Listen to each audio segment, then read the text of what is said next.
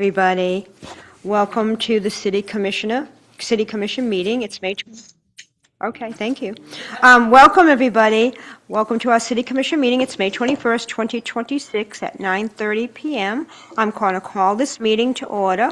We'll begin with an invocation led by Pastor Mulberry and the Pledge of Allegiance led by Commissioner Campbell. Please stand if you're able.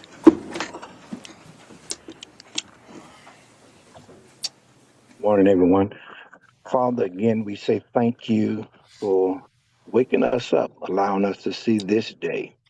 We thank you, dear God, for all of your many blessings and benefits that you alone have bestowed upon us. We pray, God, that you will bless this meeting as we're coming together for the interviewing of leadership. We pray, God, your hand will be upon these whom you've selected for such a time as this, God, to give guidance and wisdom in all that we do. We pray that your will be done. In Jesus' name, amen.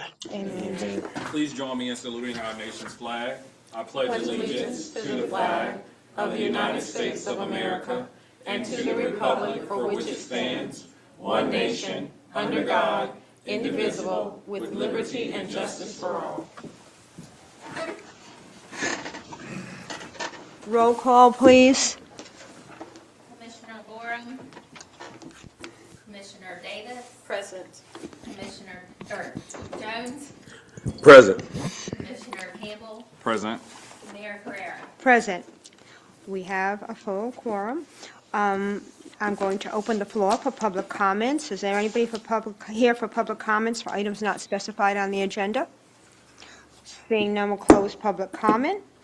We're going to go on to regular business. Commissioner Campbell, though, did you want to? Yes, I do have a statement prior to the start of this interview process, and I want to respectfully ask the commission to reconsider the previous motion that would prevent the interim city manager being considered for the permanent position.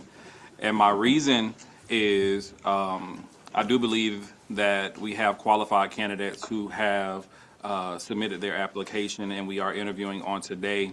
However, given the state of where we are, we have gone through quite a few transitions when it comes with regards to city staff. However, say for instance, we have a qualified candidate that comes in, right the ship, and take this commission's consideration and bring the morale and camaraderie of our employees, build relationships within our city and things of that nature, and they are no longer considered to move this city forward with the commission, whoever it may be at that time. I believe that that does an injustice to our staff. It does an injustice to this commission. It does an injustice to this committee, this community, being that we may have someone that would be willing to continue should that opportunity be presented. I just want us to reconsider. I love the fact that we did limit the applicants to Florida base, which gives us a head start with regards to being familiar with Florida and things of that nature. But I just respectfully ask that we reconsider the part of the motion where the interim does not have the ability to serve or step up in the official capacity of city manager. Commissioner Jones, do you have any thoughts?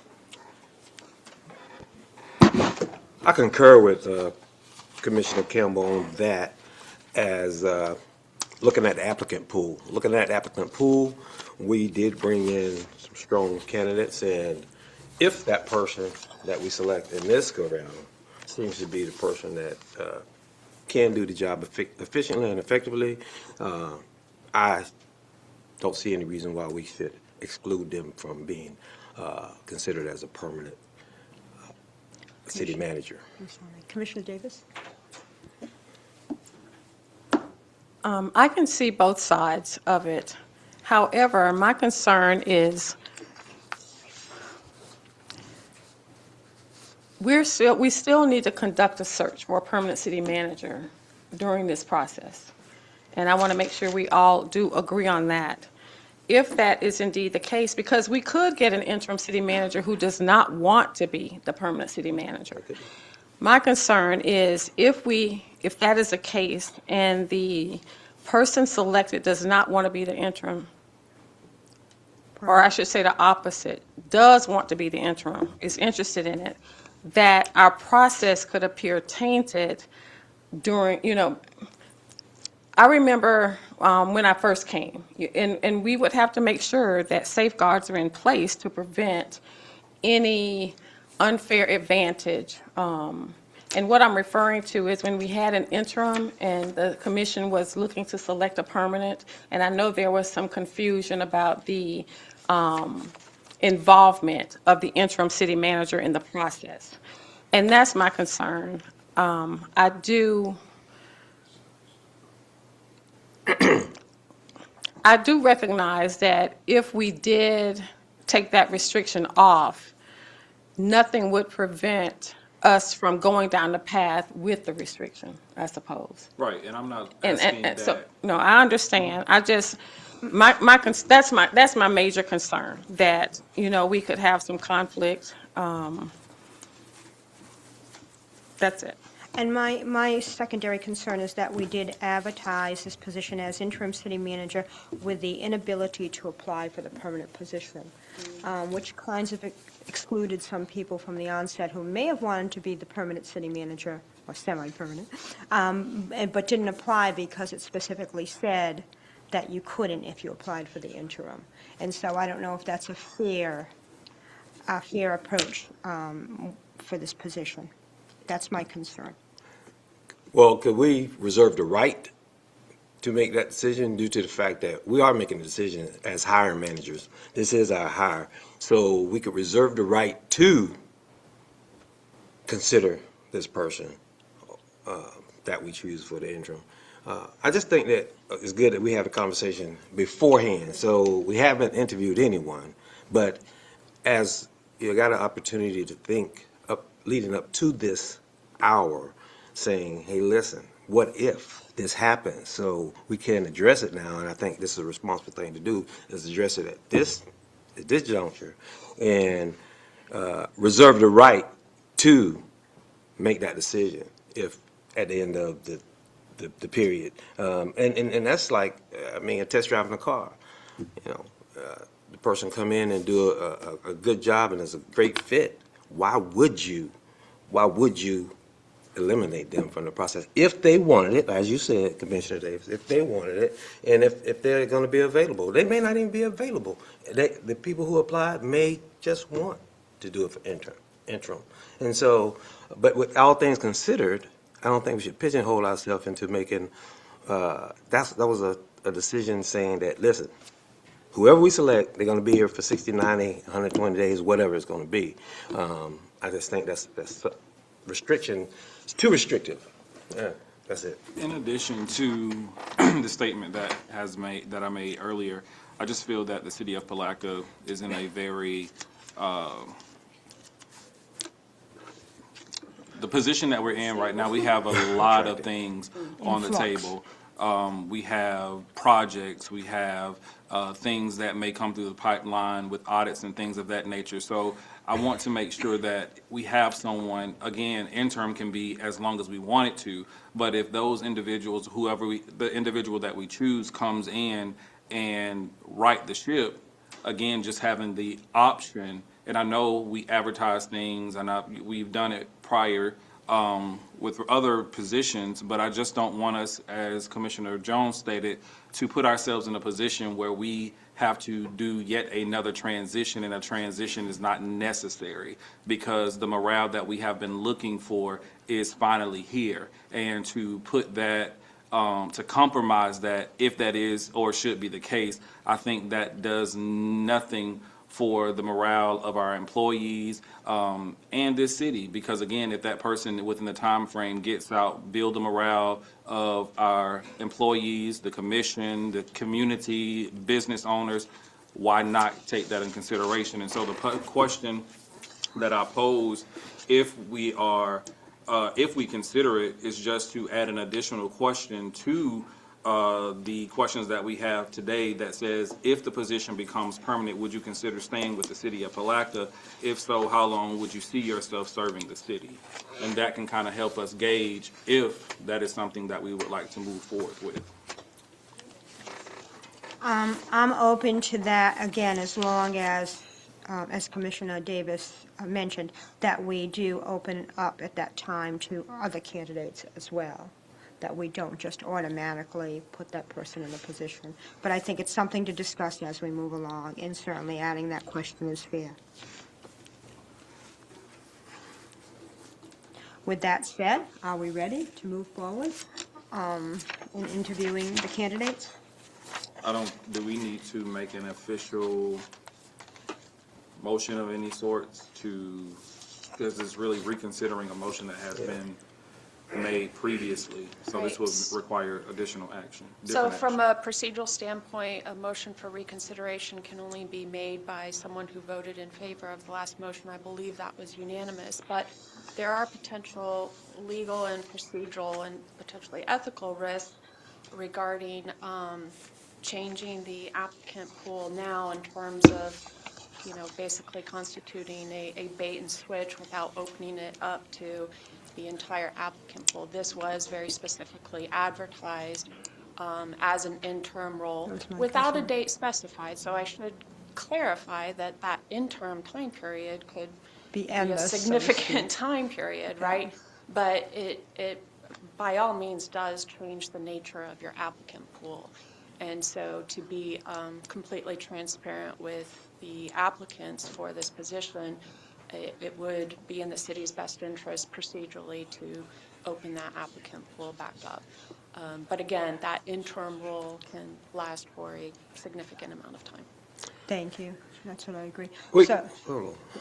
Could I make? yes, please. Understanding and appreciating that opinion, even you said, moral or ethical issues. Again, if you're going back to hiring, sometimes hirings can be subjective, and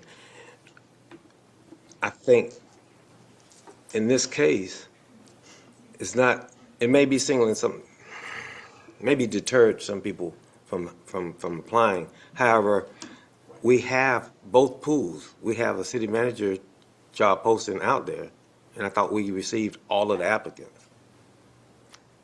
Wait, Mr. Jones. I do not believe. Didn't- I'll defer Ms. to Jones? human Ms. Jones? resources on Please that. come up. Yes, the city manager job description was the post for an interim city manager as well. The same language that was given to the league on the applications we received, that they were not eligible, was also noted on the posting my concern. on our website. That's my concern. Okay. But, so it's not a date certain and the length of time that the interim could serve. Okay, so. So at this point, we're going to leave things as they are, and we'll move forward and see how it goes. I think it still could be able to vote, and you just vote, and if it's a no, it's a no. Based on the rationale, one, I want to say the advice, and I'm going to say the right word, from our city attorney, and the potential ramifications, and to all of the points being made here. I think we need to consider the safest and most effective route to getting an interim city manager without introducing risk to this process. The other side of the coin is, although applicants might have been deterred from applying because it was not a permanent position, that does not preclude them from applying for the permanent position. So I think the risk is far less if we move forward according to the decision we've already made and still have it open to those applicants at that time. So I think, again, we just need to move forward with this process and not alter it, as Commissioner Davis said, and as Attorney West advised us, there are legal, ethical, and other ramifications for changing tracks right now. So I think we just need to stay on track I and would do what just we like need the to. record to reflect that I totally disagree. I do That's fine. believe that we, as commissioners, and that being our hire, have the ability to, if not reconsider, make a new motion that would change. I think doing it prior to the interview process only gives us the opportunity that if that person is fit for the job, to be able to apply. We didn't say that we would automatically allow them to assume the position, but it does give that opportunity for that person, should they be the fit that we have so long looked for in the interim position, that they have the ability to do so. And I don't think there's any legal ramifications surrounded, because ultimately, in previous years, we have had the ability as commissioners to bring an additional person in to interview. So I don't see it anything being different from that. But if that's something that we do not desire to do at the time of this interview process, it allows us to, again, have a strong candidate. I don't see how that limits anyone else from being able to apply for the permanent position. We just know that the person that sits in this position, and we don't know if they would be willing to do so, but it gives us the opportunity to have that option there. But I'm willing to move forward at the will of the commission, but I do want the record to reflect that I disagree that we as commissioners don't have the ability to change a vote that has already been made. There has been times for reconsideration on all different levels regarding all different things, and it's no different than something going to a board and it's bouncing back to us, and we bounce it back to them for the opportunity for their additional consideration. So again, we can move forward. We don't have to extend the dialogue. I just want the record to reflect that I have sat and I have talked to individuals within this community, as well as done my research. I would not have brought this to the commission should I have thought that this would have brought us under any type of scrutiny or legal, potential legal Issues. issues. Go ahead, Commissioner Davis. I want to also make sure, before we move forward, that we're all have the same understanding. I did not hear that we don't have a right to change. I heard that it may not be in the best interest to change. And I also believe that as any commissioner sitting here, as long as you voted in the affirmative for the previous motion, that you have a right to make a motion. Am I misunderstanding? No, that's correct. So that's what I heard. No, that's what I was Okay. asking for, reconsideration of portion, which means So- if it comes in the form of me having to make a motion, but I wanted to have this conversation to see where the rest of the commission lies. Yes. I don't want to make a motion and the motion dies when we could have had this conversation and come up with an applicable way of moving forward. Okay. So if we have determined that we want to move forward as presented, that's fine, but I Okay. just did not want to not have this conversation after I have I- spoken to individuals in this community. I appreciate who it. So it have sounds like elected we're on the us same page. To Thank this you. position. With all of that said, would you like to make a motion then, Commissioner Campbell? If that's the will of the commission. I would make a motion to allow the interim city manager, whomever is selected, to have the opportunity to apply for the permanent position of city manager whenever we get to that point. Do we have a second? For discussion now, I'll second that motion. Any further discussion? All in favor? We have Roll call, please. Commissioner Davis? No. Mayor Carrera? Nay. Commissioner Jones? Yay. Commissioner Campbell? yay. Tie, so the motion dies. Thank you. And now we can move on with the process. Are we going to bring Ms. Curry in?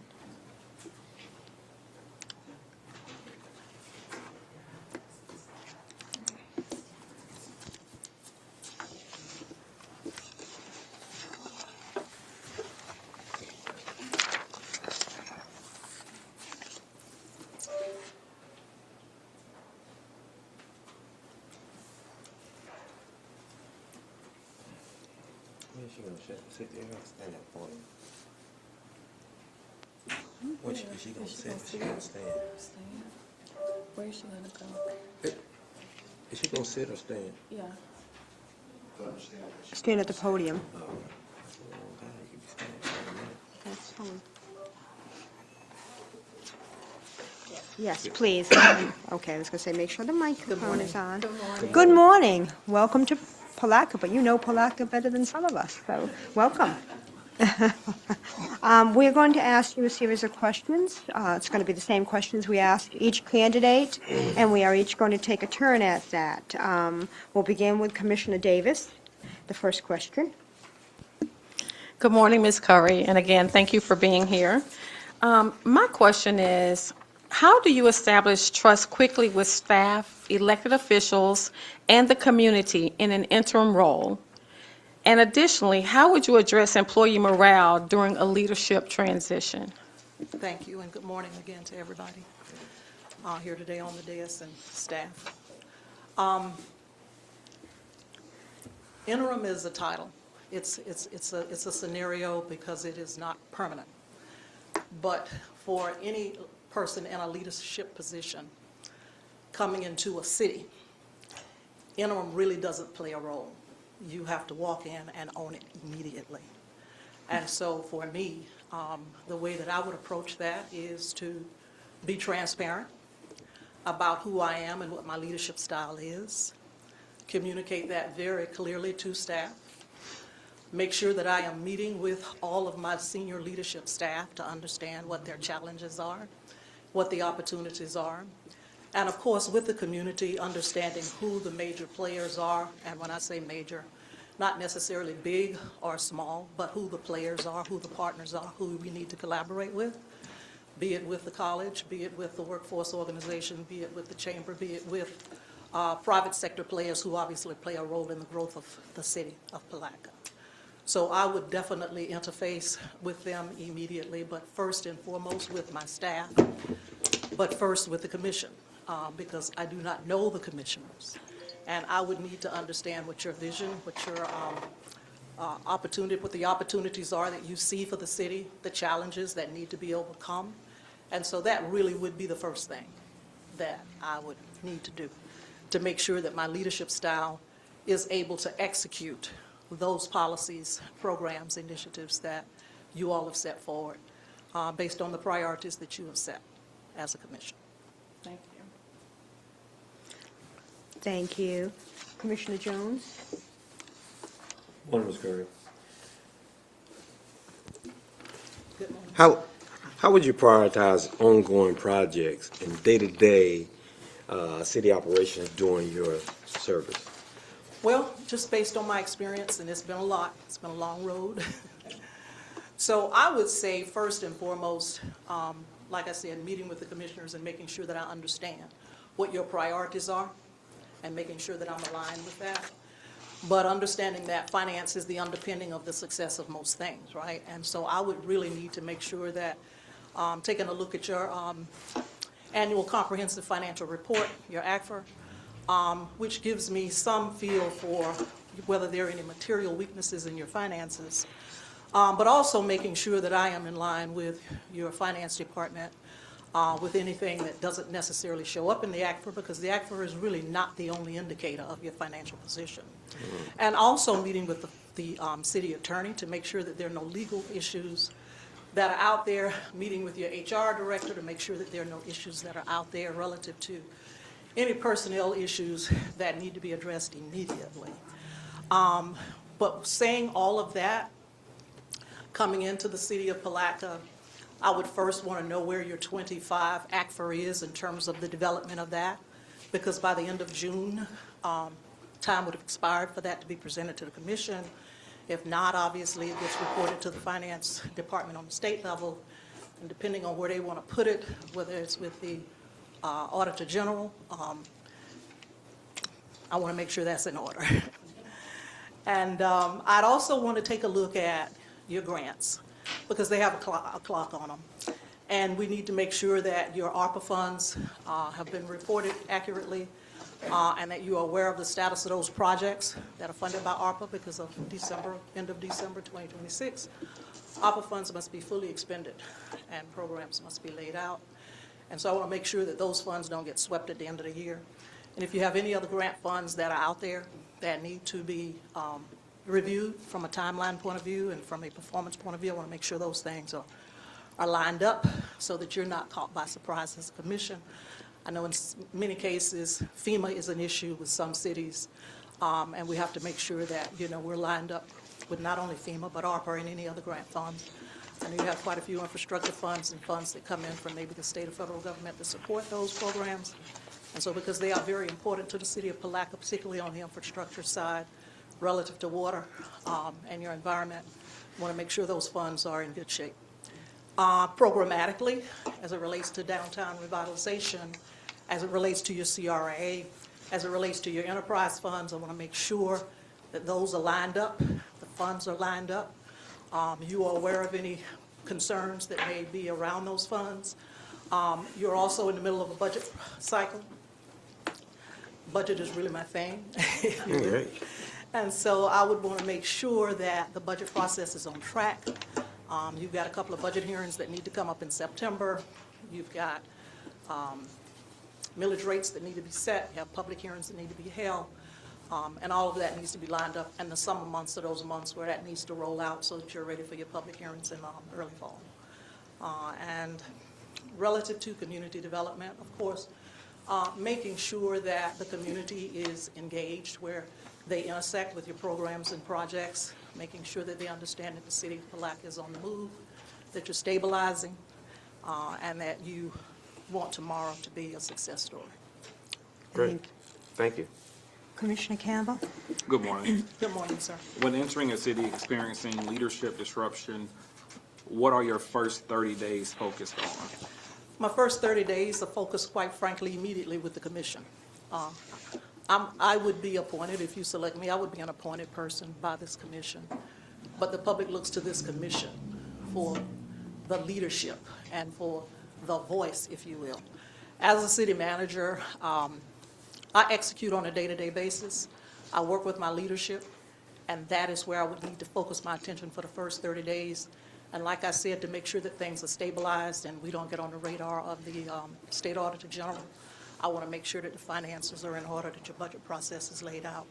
But I want to be able to talk to my people. I want to be able to communicate with them and make sure that they understand that my goal first and foremost is whatever is in the best interest of the city of Palatka and making sure that they have what they need to successfully do their jobs. And if they don't have it, I would be approaching the commission if it requires budgetary adjustments. But aside from that, I want to be able to connect with my people, and I mean the staff. I'm a little country, so I like to say my people.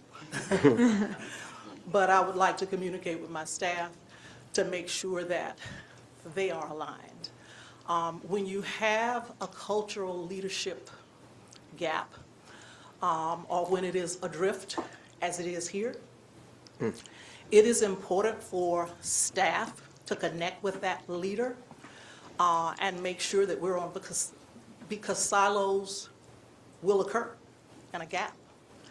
And so when those silos occur and the manager and the commission don't know what's really happening in the bowels of the organization, it leads to embarrassment. And so first and foremost, I would want to make sure that this commission is not embarrassed, and that if there are things on the radar that may not present themselves, to the press in a positive position, or to the public in a public position, I want to try at all times to be in front of that. So it takes kind of a 24/7, wrap around to kind of make sure everything's on course. And hopefully that answered your question. Thank So, you. Good morning. Good morning, Nice to ma'am. meet you. How do you maintain professionalism and neutrality while serving under an elected commission? my neutrality, How do you maintain professionalism and neutrality while serving under an elected commission? well, professionalism. I was born in a professional family. And so it comes with what I know. It comes with what I have been able to learn on my journey. And so it's what I live, it's what I do. And so the professionalism side of it is something that I step into with all confidence. As it relates to transition and working with the commission, again, I've been doing this now close to 40 years. I started out as a management intern with Miami-Dade County. And from there, I went to a junior budget analyst, to a senior budget analyst, to budget coordinator, to assistant director for the Office of Management and Budget. Thank you, sir. I'm hoping that was for me. And from there, I went to work in the county manager's office as an assistant to the deputy county manager. And from there, I became a troubleshooter because somebody noticed that I didn't really have a whole lot of fear other than the fear of God. Excuse me. And so I was a troubleshooter for most of my professional career, probably for all of it. I helped the county out of a serious situation when they had a consent decree from federal HUD with their housing. I was the lead person working with Buddy McKay and Henry Cisneros from federal HUD when Hurricane Andrew came through Miami. I was the lead recovery administrator for Miami-Dade County. I have helped the Orlando Housing Authority through many of their issues. I was at Florida International University as a senior vice president. I was at Florida Memorial as an executive vice president. And when I went into those situations with Florida International University, they had operational and campus infrastructure issues. When I left, their accreditation report was glowing in those areas. At Florida Memorial, when I went into Florida Memorial, they had financial issues. They still do. But they are managed much better, and it is not because of me solely, it is because of the staff that I built around me. When I went to the city of Gainesville, I went to Gainesville to semi-retire, found myself still in love with public administration and management. I happen to have known the manager there, Lee Feldman, from Fort Lauderdale. He retired or resigned. I was hired as interim manager. I had no intention of being the permanent manager. But again, when I took the interim role, understanding the challenges before me, and I'm speaking in a professional mode to answer the question that you asked me, I stepped into that role as interim and took it on as city manager. And during that period of time, we worked through the Joint Legislative Audit Committee, state of Florida, because the city of Gainesville was under a state audit review from the State Auditor General. They had 9 findings, many of them were financial, some of them were operational in nature. Again, I had to make significant personnel changes in order to get through that, but those changes were made. The finances are in good shape.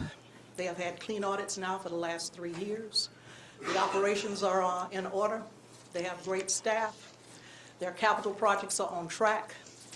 And the employee morale, I would say, in my opinion, was at an all-time high when I left. I believe that it is still on track with their interim manager.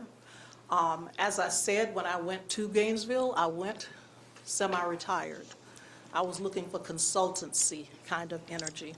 And again, because I do love the work of public administration, I served as a two-term president for the National Forum for Black Public Administrators. And so I have connected not only through the National Forum for Black Public Administrators, again, boasting professionalism. I have worked with the International City Management Association. I've worked with the American Society for Public Administrators. And so professionalism is a wraparound for me. I never step out of that mode while I'm at work. And generally don't when I'm not at work, because I always feel like I'm being watched by somebody, and I know he's watching me.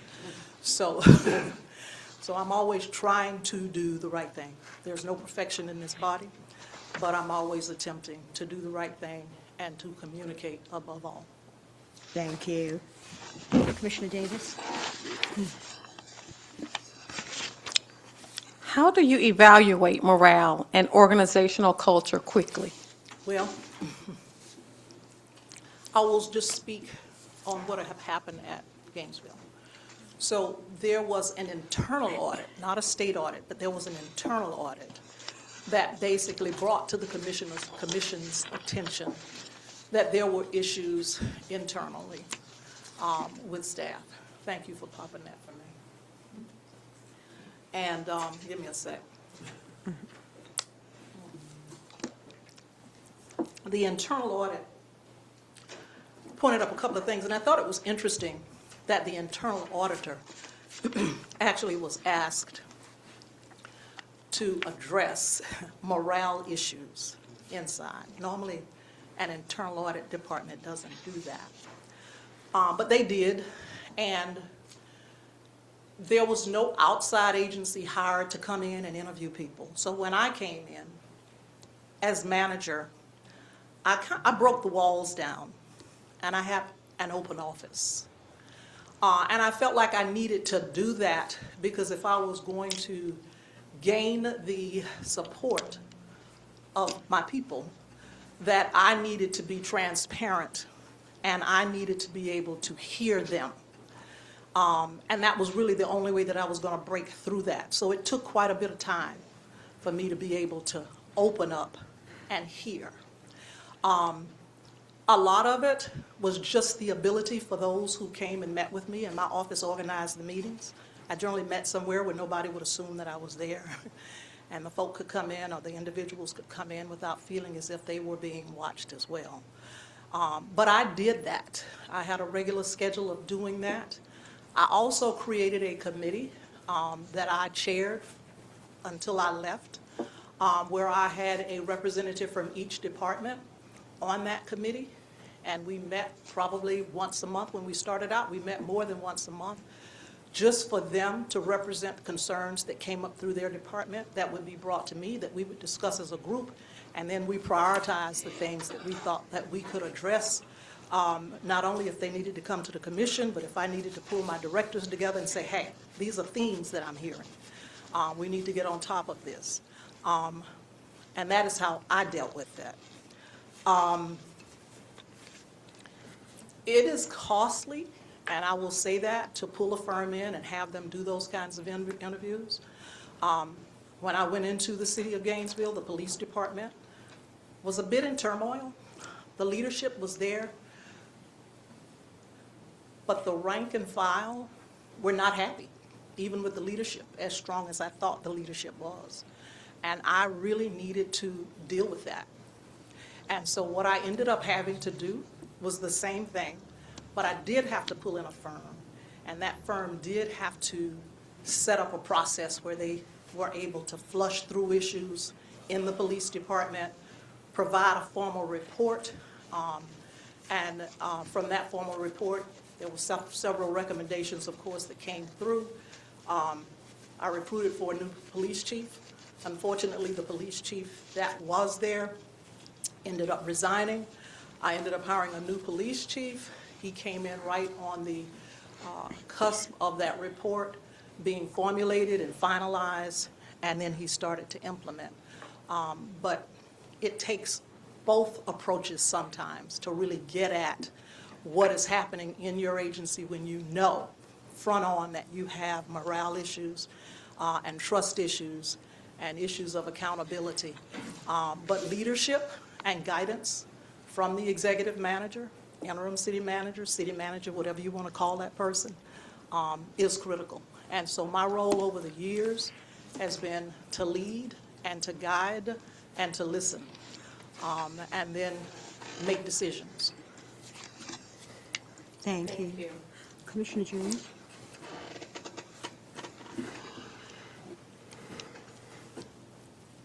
We want to take a break and get a drink? I'd love another drink. Go ahead. Okay, please You've do, been please at it a do. minute. Thank you.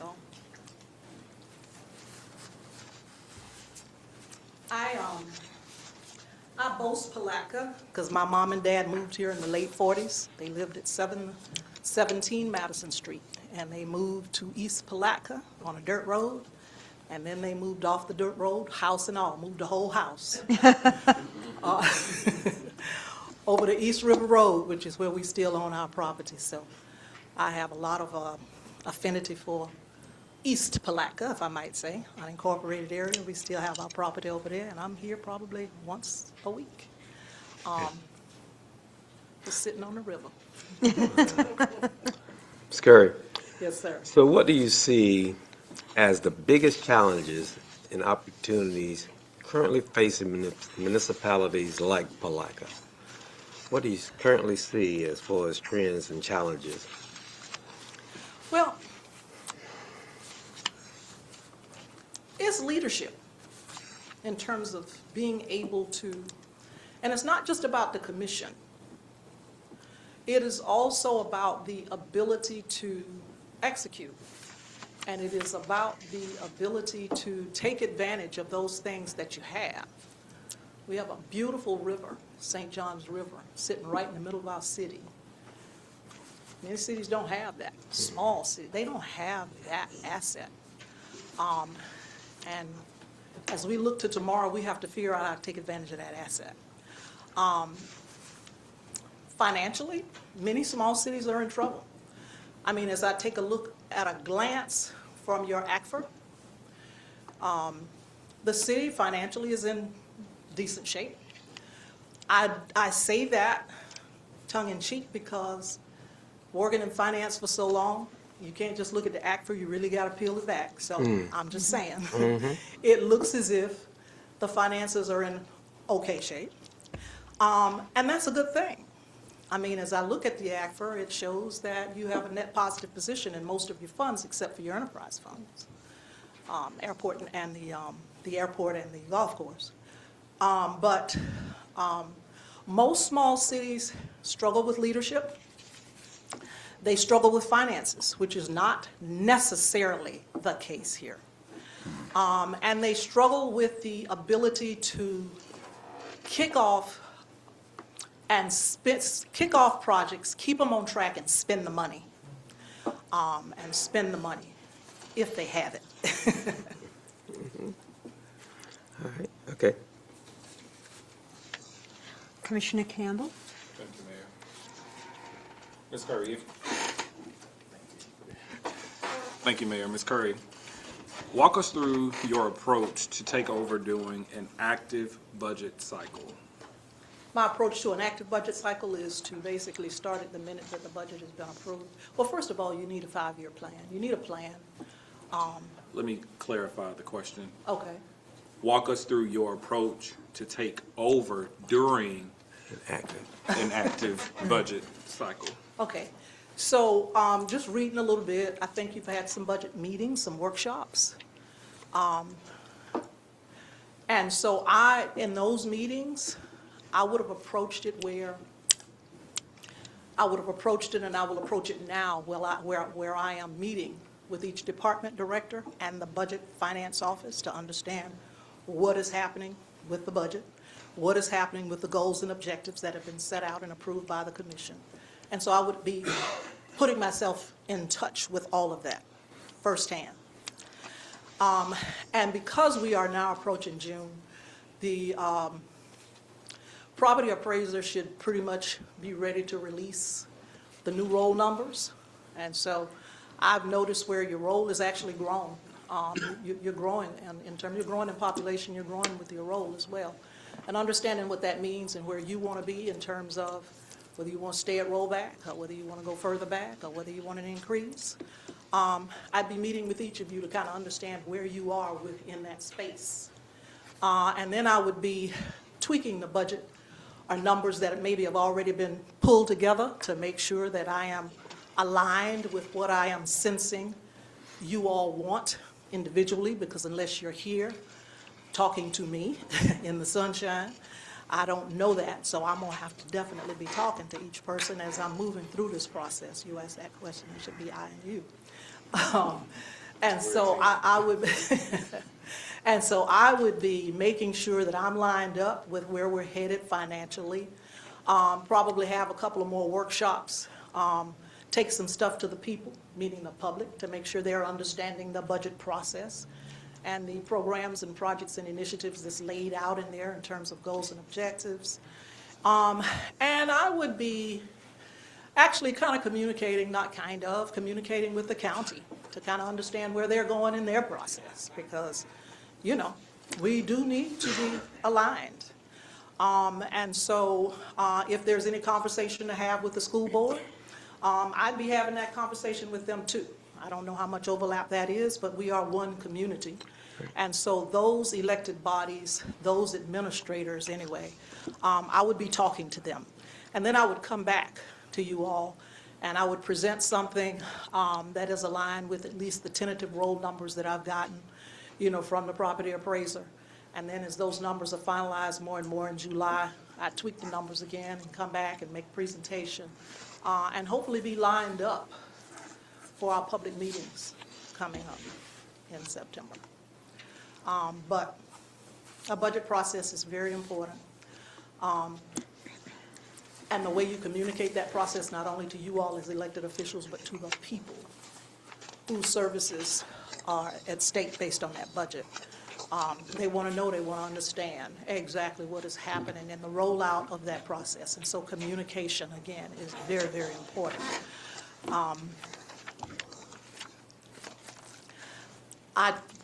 Because I came from a budget background, I saw a budget book.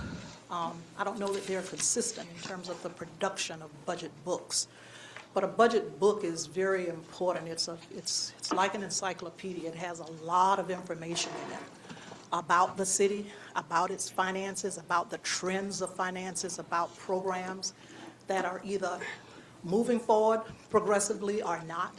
And so I've built budget books, and so budget books are important to me, not because it's our book, but because it has a lot of information that you, as elected officials, can constantly refer to as it relates to the latest information.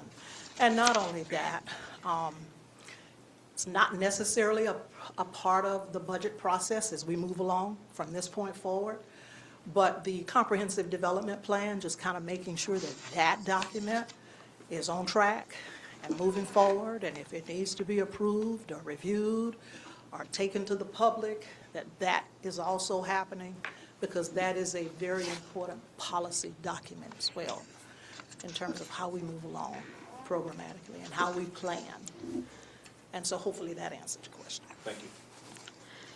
How do you handle individual elected officials attempting to direct staff? Well, I don't try to handle them. I simply refer them to the charter. I've been challenged that way before, because I come to you with 40 years of experience, not only working with elected officials, but working with staff. I am a person who, I take my job seriously. And if hired, if asked to serve in this interim role, you'll get 200%. And where I need to communicate with commissioners about operational issues, I will do that cleanly, clearly, transparently.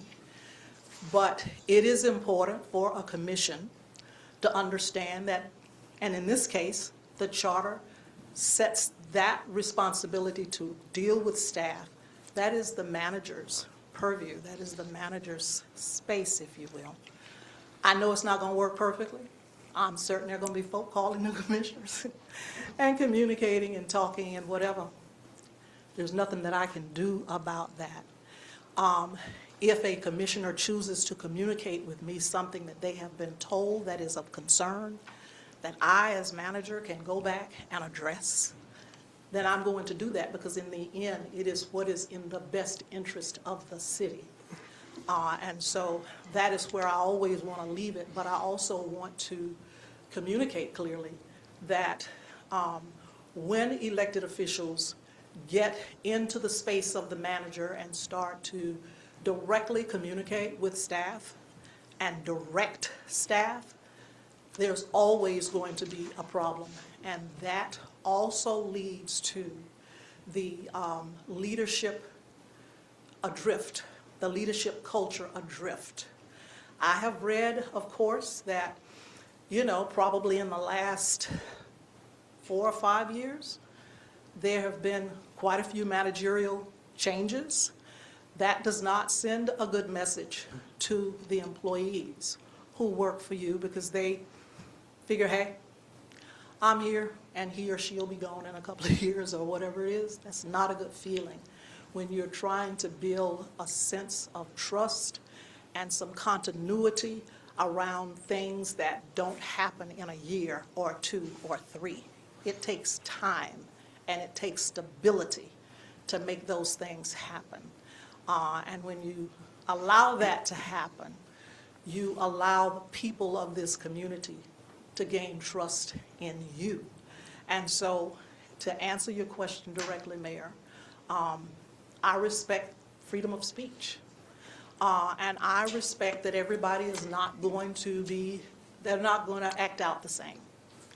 And if a commissioner receives information from an employee that you believe needs to be communicated to me, then do that, and then allow me to do my job.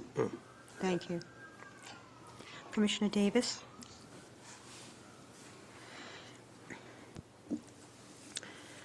Since you are not seeking the permanent role, how do you define success as interim city manager?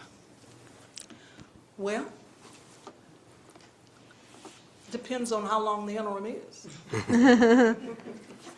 And if I am interim for 3 months, just talking to your employees and getting your budget cycle lined up and giving you good information on where you stand financially and programmatically is success for me. I am going to assume that you want to proceed with the hiring of a permanent manager. I would say as interim, that an interim at least needs the opportunity to get in, evaluate, and communicate with each of you what is going on, and allow you to determine what you believe makes sense in terms of trying to move through some of those immediate challenges. And so it could be a month, 2, 3 months, end of the calendar year. But an interim needs to at least be allowed the opportunity to stabilize and set you in a position where when your permanent person comes in, not that they're not going to be faced with challenges, but they see stabilization occurring. And I say that seeing it occur is important because if you want good candidates, they don't want to feel as if they're walking into a landmine. Thank you. Commissioner Jones?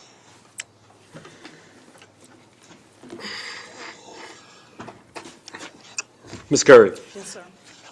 how do you rebuild trust after a controversial termination or leadership disruption? How would you rebuild the trust of your staff? Well, I didn't write these questions either, just to let you know, because I wouldn't ask that. Some of these have always it's okay. are redundant. I did, but it's okay because it needs to be reinforced because I don't do this job alone. I may come in with a reputation of, wrangling things. I like The Swamp People as one of my favorite TV shows. I'm being very honest. And so I like to wrangle things. I do. I like to do that. But I also am very sensitive to people and their feelings and their emotions. Right. I am a direct person too now. Like that. I am a direct person, but I also know that when I step out of my door in the mornings or whatever it is I'm gonna do watching Swamp People, there's still things going on in the back of my mind. And when folk come to work, there's still things going on in the back of their minds that are not work-related, right? And so I need to, as I am meeting with folk, as I said I would do, I need to kind of understand where my leadership team is and where their heads are, so that I know if I have some gaps that I can help fill, that I can kind of help move in that space and help them to get where they need to go. I'm not trying to build a career. I've built my career. I am simply trying to help, in this instance, the city of Palatka get on its feet and show its wealth to the community and to the world, to the state of Florida. You all have a lot to be proud of. This is a growing city. It is probably at or exceeding 11,000. Your role is growing, your tax value is growing. Your stone's throw away from St. Augustine, Daytona, Jacksonville. People have to ride through here, to get to the beach in some instances. There's just a lot to be proud of in Palatka. And I think if our employees were proud of what they do here in Palatka, that we would immediately rise tomorrow. And so, like I said, I am not a perfect person, but I am a person of faith. And I don't have a problem in saying that in this government space. I am a person of faith. I don't shrink lightly. My family was one of the inaugural families that integrated public school in 1965 here in Putnam County under the superintendency of William Bill Thomas. Yes, I remember. I went through a lot. Those days built me. I was a shrinking, introverted girl, and I grew into an alligator hunter. And so I want people to see me as who I am, and I want to be able to use that to help not only the employees of this city, but to help you as the elected leaders of this city, to put this city back in shape. This city deserves to be in good shape. There are business owners out there depending on this city. There is a college out there, there are schools, there are folk depending on this city to stabilize and rise and allow whatever contribution they have to the economic growth of this city to be utilized in a way that your CRA and your downtown and whatever else it is here that moves and grooves this city to another level, that it can happen. That is my hope. I am 70 years old and I am proud of it. I don't have to hide my age. My mind is still good. My legs still work. And I am able to do what I need to do in whatever capacity that I am called. If I wasn't, I wouldn't be standing here. And so, you know, it is your decision. However you cut it, I am proud to be back in the city of Palatka before the city commission. I've never appeared before the city commission. I've been approached in the past about Palatka in a professional realm, but I was running my family. I was running my finances and just running in order to be able to build my career and get my family educated and get them stabilized. I am retired as I left the city of Gainesville. I am a bit bored. I haven't truly figured out retirement. And so I am willing to give of my skill set, my expertise, my experience to assist you if you see fit in this interim role. Thank you. Commissioner Campbell?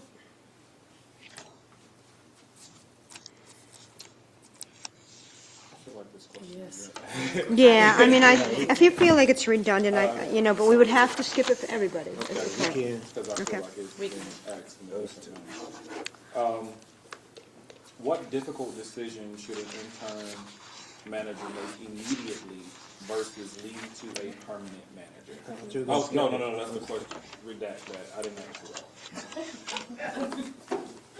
Right. Are you confusing us? Good thinking. I'm sorry. That's okay. Go on to the next one.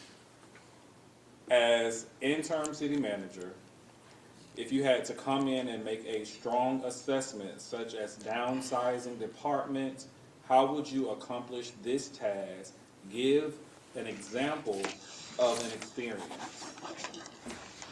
Wow, okay. The city of Gainesville. I went into a situation where there were financial issues, operational issues, morale issues, leadership transition issues. Again, just being authentically Cynthia. I go in and I assess.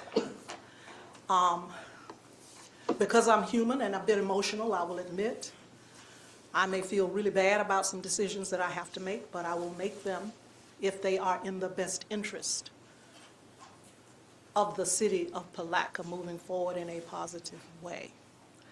And so I will evaluate as interim. As I said, interim is just a title, but the role, the job still has to be done. And so if there is a need coming in to make some adjustments, those adjustments will be made, not lightly, but the adjustments will be made. As we move through the budget, because we are in a budget cycle, that is really the time for any additional decisions that need to be made to be worked through. I don't know where the city is right now in terms of where you will end up with a millage rate to generate the revenue in your general fund. You went to rollback after maybe, I don't know, 2017, 2018, at a flat millage of 6.4. You went to a rollback of 6.2. I don't know whether it was 397, but some numbers come after the 6.2.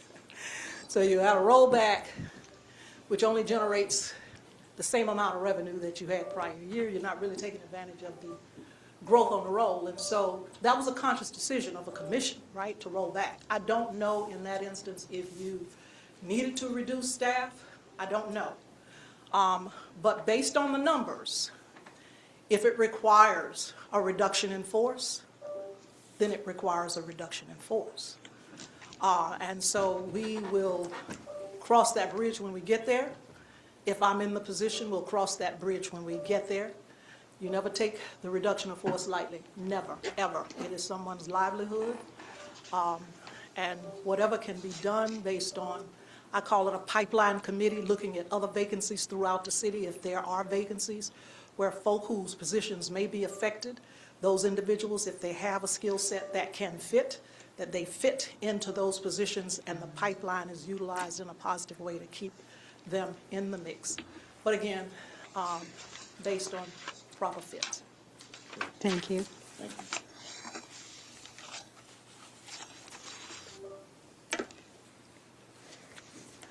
Do you want me to ask? Ma'am. No, do you have any questions for us? I had a list, but I think we should do that. I don't know that it is really necessary for me to question the commission.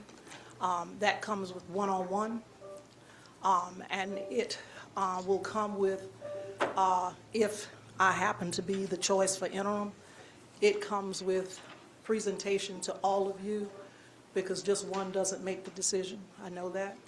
And so there are a lot of questions, quite frankly, to be asked. But I think the one for now is, where is the city with the development and finalization of the ACFR, the Annual Comprehensive Financial Report that's due at the end of June?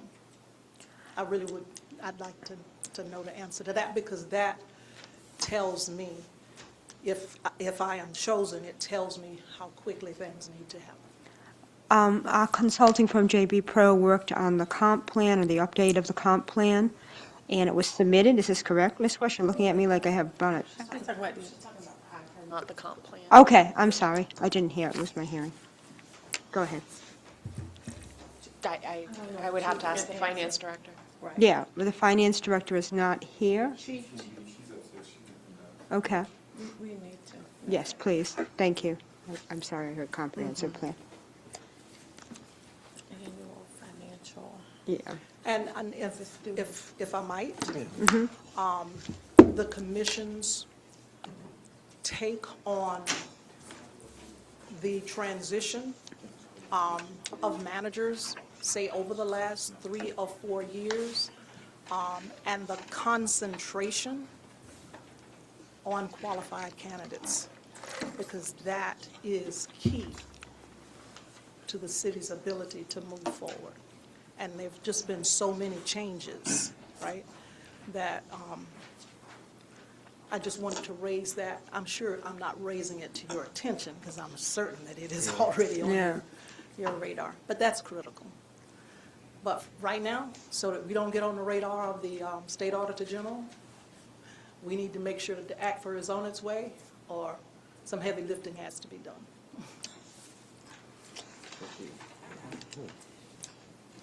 Ms. Peters on her way downstairs. Okay. Our finance director will be here shortly. Okay. Sure. And are you, as commissioners, if I might ask, aware of any grant funds that are also on the cusp of expiring that we need to fast forward and review, so that we don't have those funds swept by either the state or federal government? Yes. We have several grant funds or grants that we have been awarded. Some of them expire at the end of the year, December 2026, so that's an area of concern. That's where the majority will expire if we don't do what we need to do and use those funds appropriately and send in our reports as required. Okay, so I would need to, someone would need to get a hold of that fast. And we have a grants administrator and a grants accountant, so those, we do have a team that works on those issues. Go ahead, Ms. Pierre. Ask Ms. Pierre the question directly. This is Chantel Pierre, our finance director. Good Cynthia morning. Curry. Good morning. Good morning. I had asked the question about the status of the ACFR. Okay. With regards to the status of the ACFR is prepared by our auditor, and we're currently in the auditing process at this time. We're at the tail end of it, and that is the current status at the moment. Okay, so I did notice when I was online looking, because I have not reached into anybody, so I want to make that clear.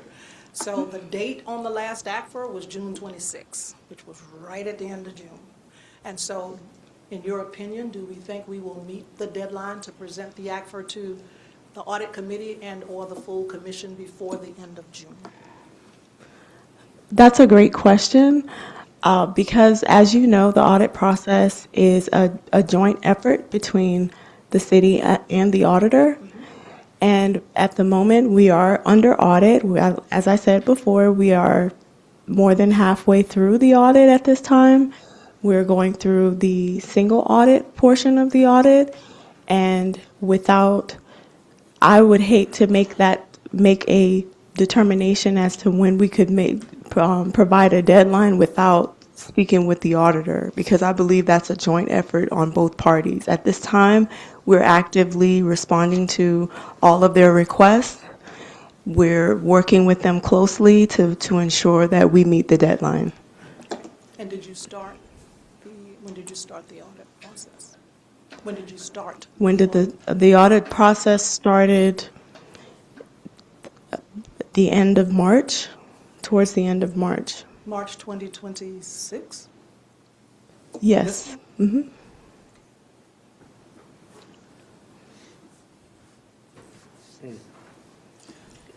Does that answer your question? or? It does. It Okay. does answer my question.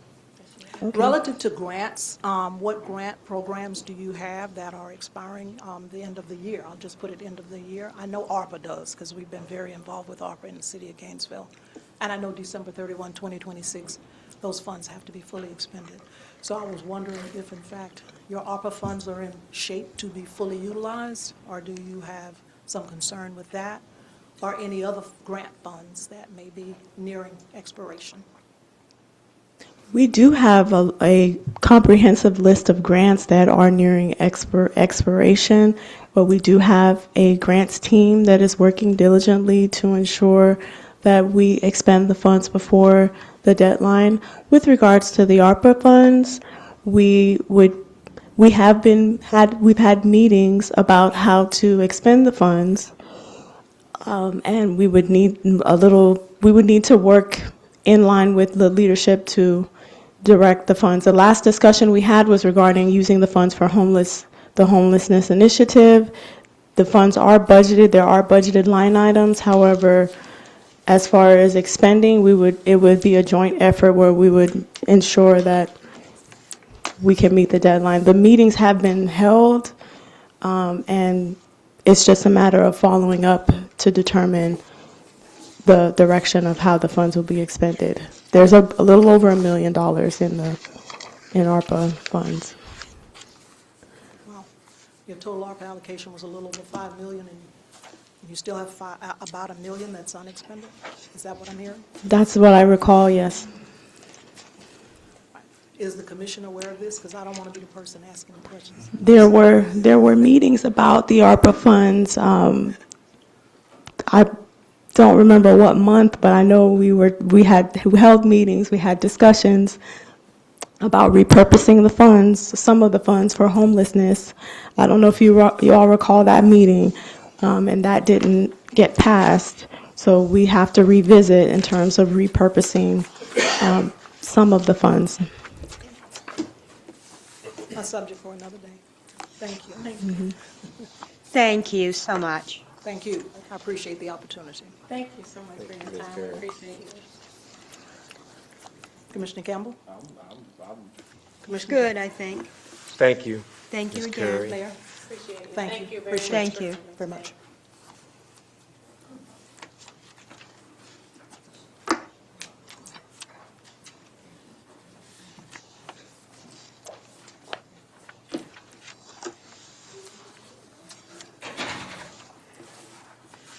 What time is the next interview, 11? Yes, sir. Next interview is scheduled for 11 o'clock. We can meet with Mr. White as well as Ms. Jones to see if you need anything prior to the applicant, bringing the applicant forward, and see if the applicant is already. Present, okay. Okay.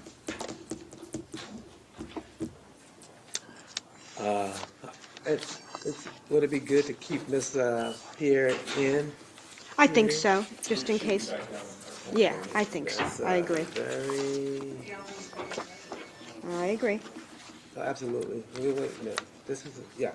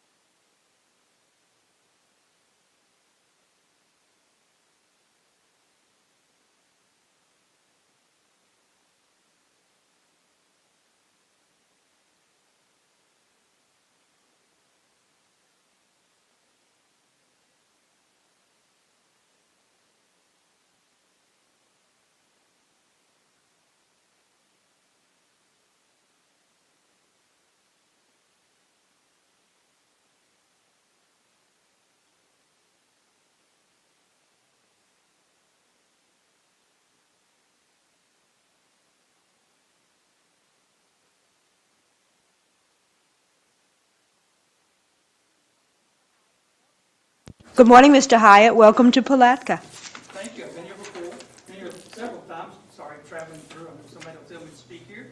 I've interviewed here before, didn't get the job. It was probably in 2015 or somewhere around that. Oh, sorry. Thank you. There was a green one, but not a blue one. We're going to each take a turn asking you a series of questions. We're asking all the interview candidates the same questions. And so we will begin. And we will begin with Commissioner Campbell. Good morning. I'll do it again. Good morning. Good morning.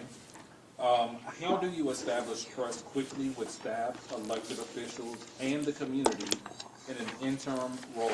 Additionally, how would you address employee morale during a leadership transition? Well, interesting enough, in my career, the last two jobs were about 2 years with a little break in between. You go into a new environment and go into a new environment, first of all, where we're in the town of Surfside, where the commission's a little fragmented. They're kind of at each other. Everybody's on video, and staff is at town hall.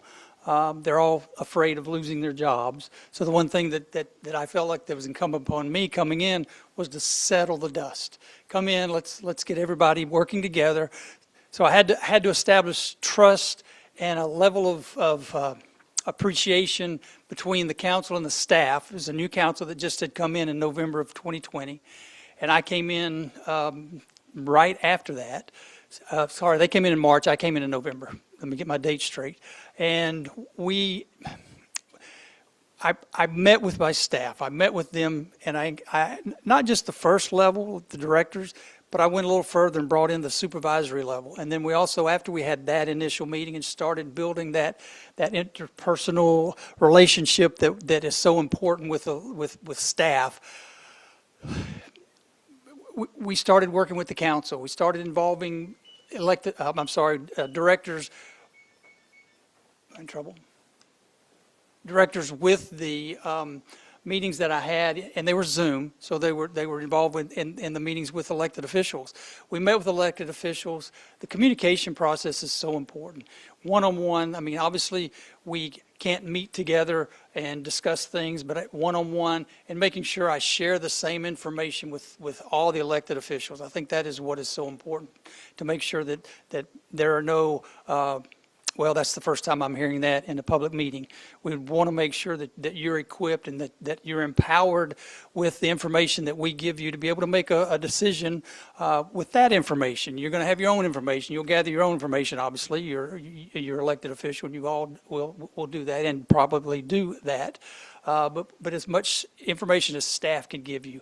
Also, I worked with staff in Fort Myers Beach when I was there. We had people who were not in the right locations. Their strengths were not where their job responsibilities were. And I had to identify that. And they knew it. They kind of understood. I don't know why they're asking me to do this. One of the first things I did when I got to Surfside and Fort Myers Beach, is the first time I'd done this. I asked the staff to sit, the directors specifically, to tell me in writing what they do. Just keep up with it. What do you do? No, don't give me your job description. HR was here. Don't just give me that. That's a great thing. But now, what are you doing? Small towns, we ask you to do a lot. We ask staff to do a lot. We should ask the city manager to do a lot. But what are you doing? And then we kind of backed into it. So we broke down barriers. Okay, here's my job description. This is what I do. This is me. It wasn't. Half of what was on there was not it. All other related duties, I get that, but that's kind of a different category that we should never really hang our hats on. You lose a level of trust. The other thing with Fort Myers, Surfside, we had a union negotiation coming up. I got really involved with that. It was also with the FOP and with the AFSCME. And I got very involved with that, with just communicating, as much discussions as the attorney would allow me to have with staff, but I was seeing everything that they were doing. I've been asked the question before, what are you going to do the first 100 days? What are you going to do the first day? the first 100 days, that doesn't matter. You could wait to the 100th day or the 99th day. Okay, now we're going to start doing everything. If you're a professional city manager and you're coming into any situation, whether it's interim, full-time, anything, advisory, consulting, you need to know your job. You need to know what you're doing. I have committed my life to public service since I'm age 40, and I always wanted to get into public service. I just kind of took the long route, but I feel like that's just something different. And when you come in the first day, you've got to immediately work. I don't wear a watch. I don't really try to I don't like the phone. I try to do things in front of people. I try to take the level down and say, let's talk to each other. Let's not send emails, because so many things can be misinterpreted in an email. I think that sometimes is how those walls start getting built. Well, what did he mean by that? What did she mean by that? And the answer might not be. And then you got this string of emails, and then you get public records requests, and then, and it's who's on first, who's on second. But again, just take things to the lowest common denominator, and that's where we get face to face and talk to each other, and just have everybody in the room, even with the citizens. I've got an open door policy. I'm a different kind of manager. I get out where the staff is working. I go see what they're doing. I observe and pay attention. The directors and I work very closely with that to make sure that we are continually improving our staff, because we're only as strong as the weakest link, and we all know that. Police chief knows that as good as anybody. But you have to make that important. Everybody's important. Everybody makes the whole organization move forward.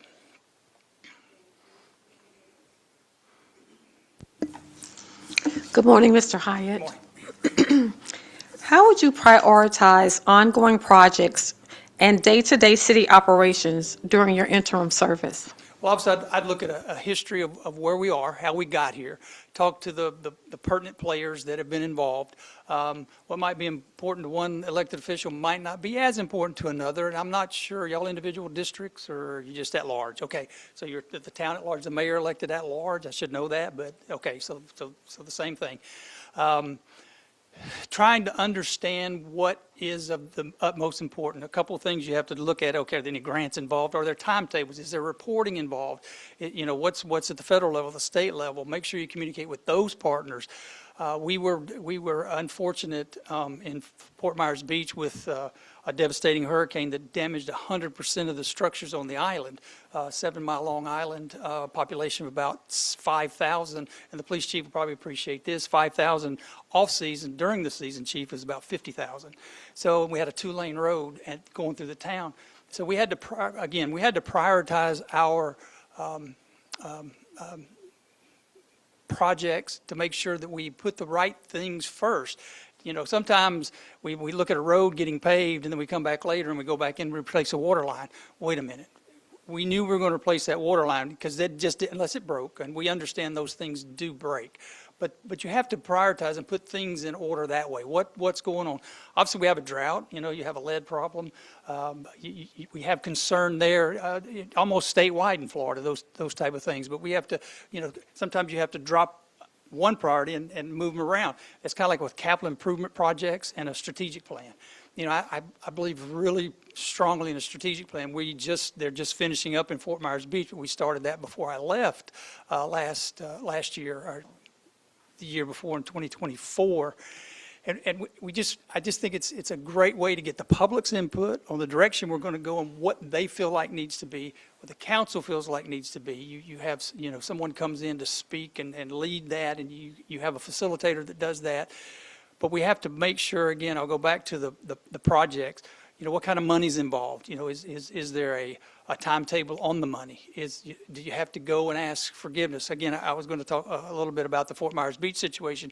We had $2 million that was a matching project that, we still had the money from the federal government from COVID, and we were working to get this project started, but due to the fact that we had that hurricane and so many other things had to happen, and we had trailers on the park, and we kept going back for extensions and extensions. So just that continual communication at all levels of the government. I mean, each department, every year the police department has JAG grants and things like that they've got to come up with, and you got to make sure you have something to plug into those. I'm a firm believer believer in bringing in the funds because they're going to give them to somebody. They just will give them to the town that we're in, the city we're in, to make sure that we're able to do that.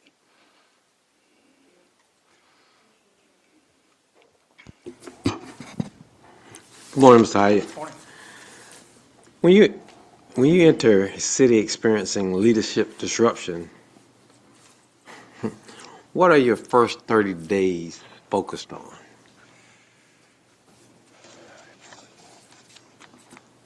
The first morning, if you will, that I'm here, should you choose to bring me in, I'll sit with staff. I'll sit with the department heads. I mean, that'll be the first thing that we do. Obviously, I'll have each one of you filtered in, hopefully that day as well.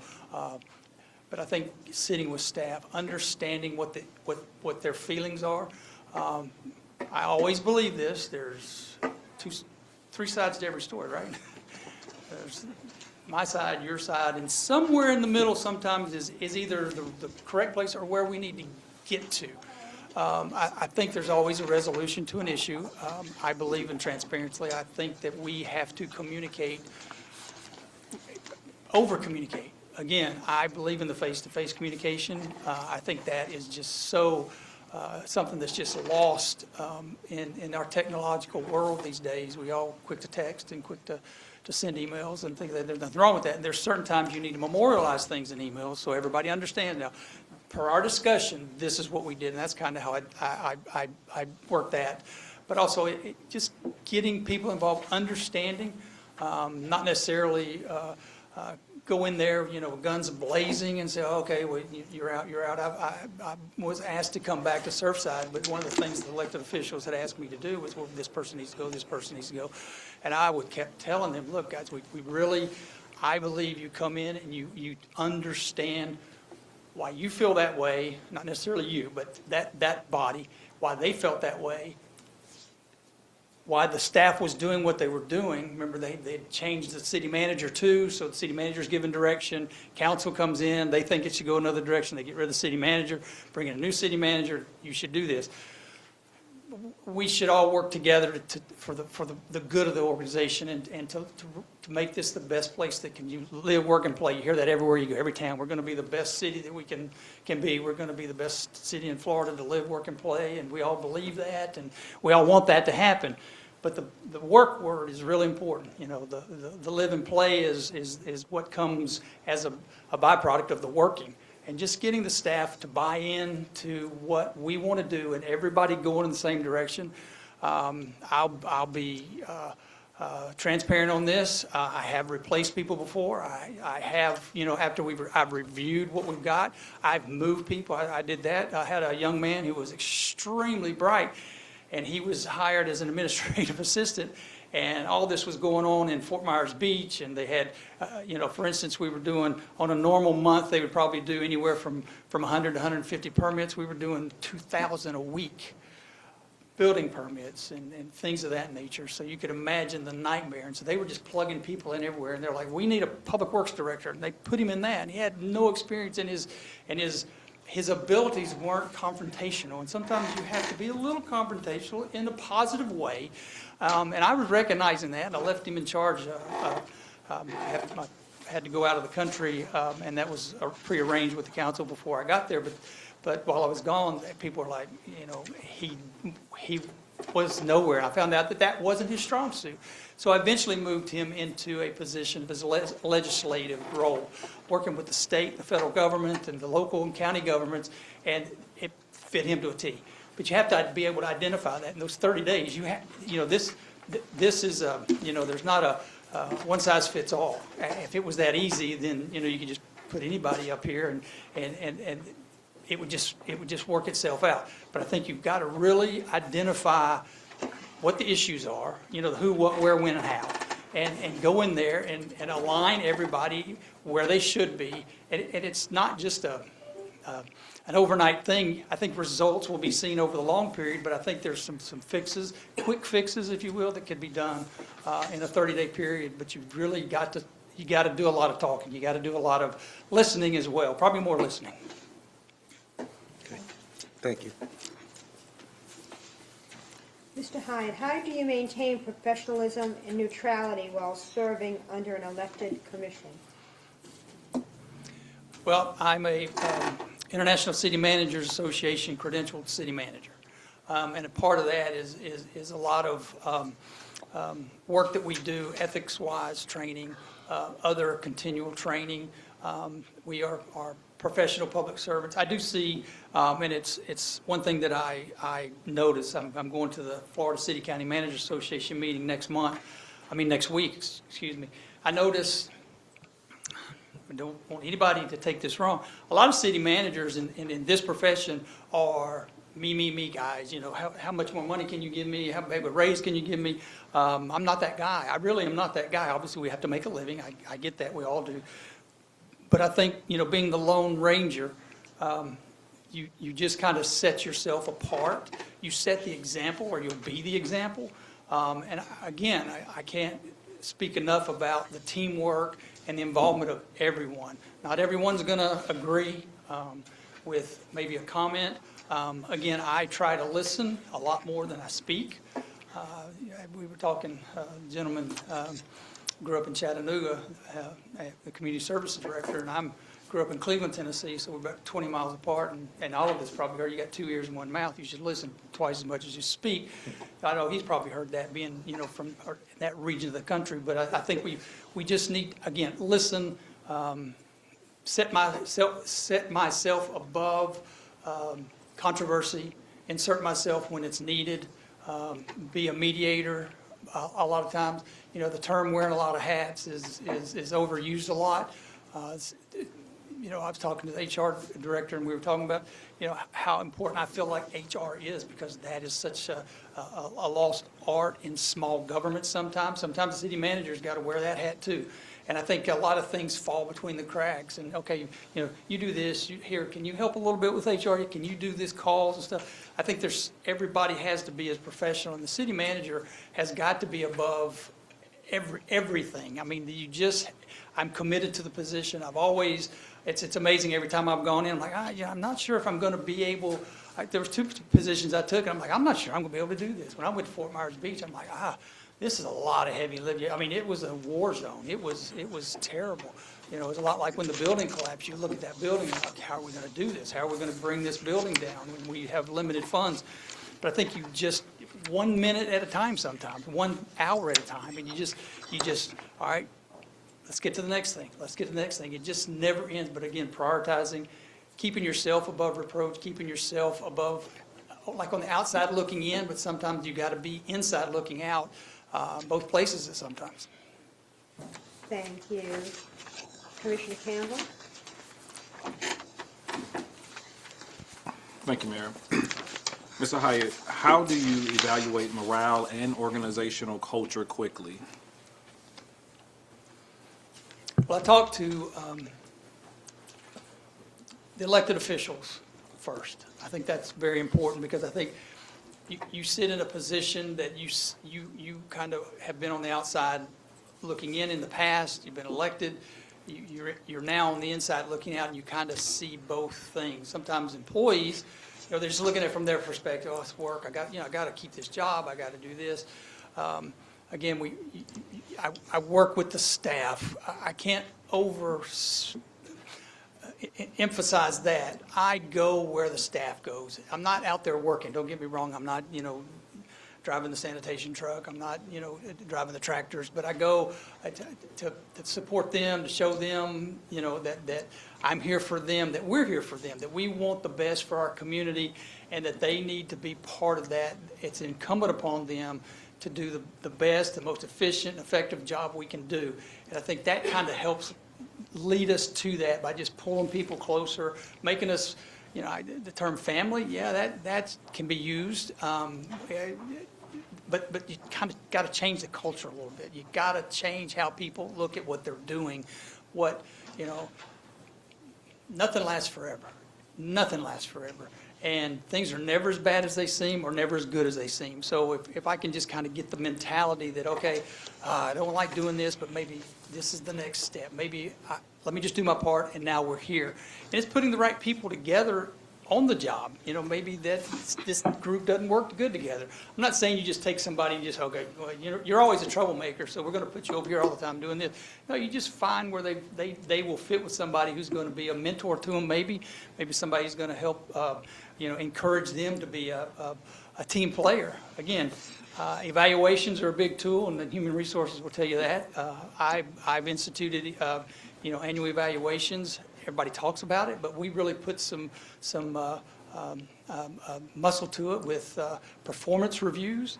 We set goals. We did things that say, okay, well, you need to achieve these goals. We don't make them, unachievable. They're very achievable. It depends on what your position is. We cater them to that. It'd be great to say, all right, Chief, we need you to reduce crime. Okay, that's great. But what are the tools to reduce crime? If there was a magic potion for that, all the police departments would have that, and, we'd have zero crime. But speeders, how do you reduce speed? A lot of elected officials do that. But we just kind of, set the tone early with that mentality, and I think that kind of leads to a positive improvement. Commissioner Davis? Mr. Hyatt, what do you see as the biggest challenges and opportunities currently facing municipalities like Palatka? A lot of times, you can sit there and say money, and I think if you budget properly, that's key. You just, the answer is not always that, we'll just raise millage rate, we'll raise this tax, but what are we doing to be the most efficient that we can be? How are we using those dollars? How are we multiplying the dollars that we have into more dollars? I think, that's one key element to prioritizing issues and attacking those one at a time. But I think, we kind of need to focus in that area a little bit.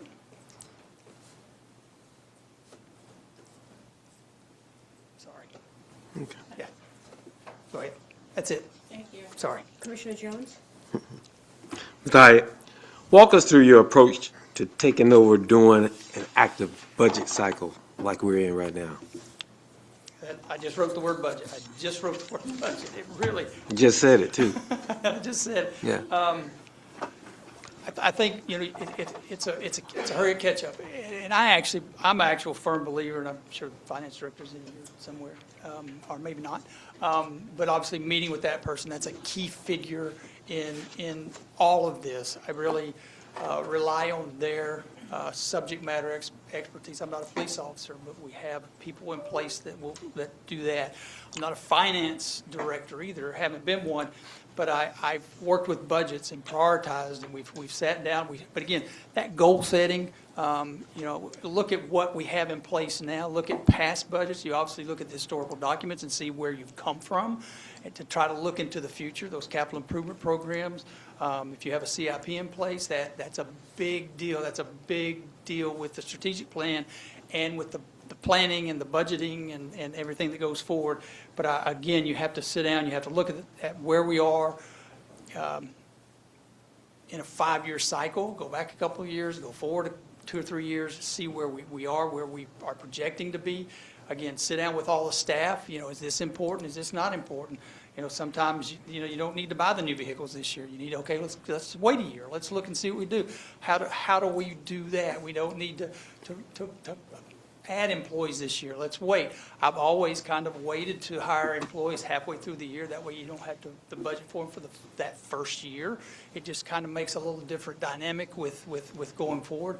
And then as people approach retirement, as people approach, they leave or decide to change jobs, take a look at that job. I mean, obviously, there's certain jobs that are just it's so important to the organization that you need to fill those. But can we combine? I actually, Fort Myers Beach, bless his heart, he's really doing good. He came in as the manager of Parks and Recreation when I got there. And as we were going through the budget cycle, we were looking, well, we don't have a director. That guy moved out of Public Works, and I'm like, oh, well, no, we didn't have a director of recreation, so I moved him up to Parks and Recreation Director. And then I made that other move, and so to make him, also give him the Public Works responsibility, because our park and our swimming pool was still devastated, and we weren't having a lot of recreation. We were still putting the beach back, so we weren't having a lot of re-nourishment project on the beach. We weren't having a lot of activity that way. So that was kind of a little less. So instead of keeping him and hiring a public works director, I just combined the effort. And he's still that position now, as far as I know, at least he was yesterday. So, I think it's important to look at that and say, well, not necessarily do we need to eliminate somebody, but if we have the opportunity to combine something through somebody retiring or leaving the town for whatever reason, the city for whatever reason, can we do that to help reduce? But again, staying plugged in with the finance director, staying plugged in with the council, the vision, what you think is important. I think that, and again, listen to the public. Obviously, when we have public hearings, that's so important to listen to the public. Sometimes they come in, a lot of times it's about a certain project on their street, or it's about the millage rate.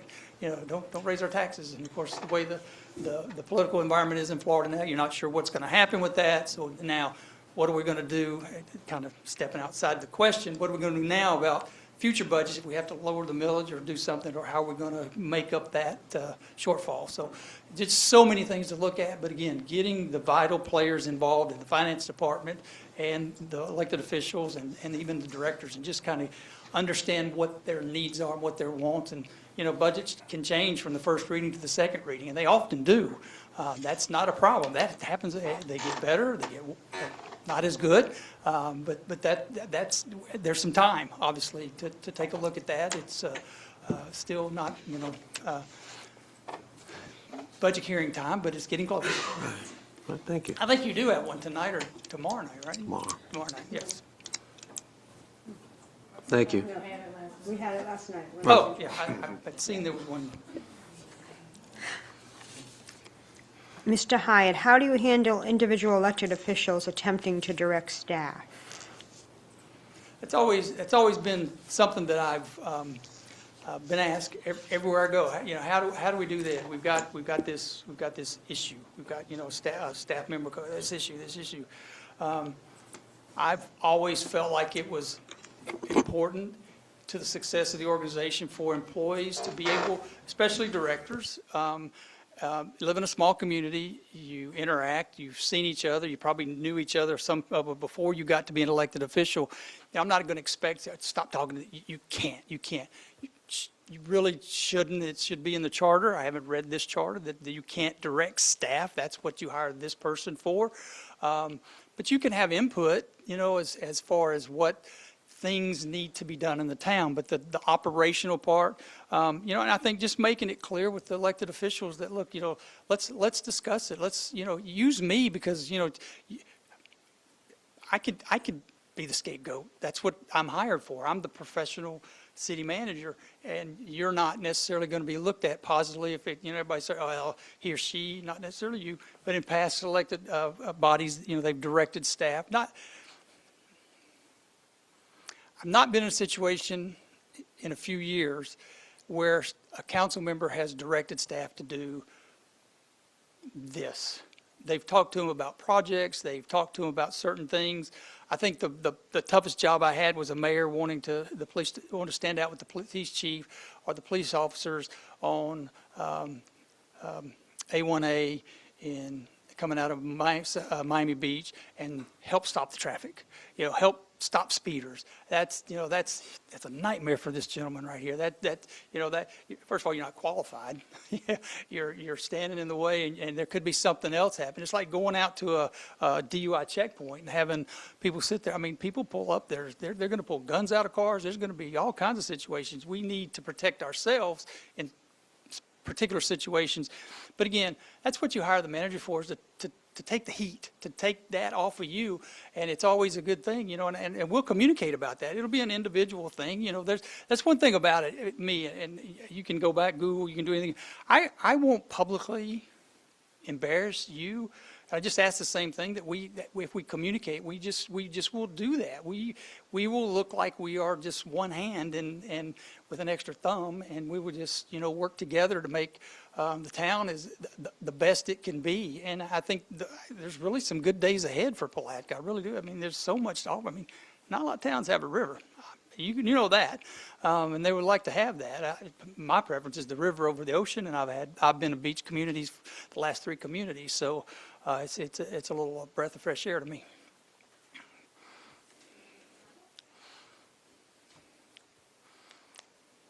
Since you're not seeking permanent, how do you define success as an interim city?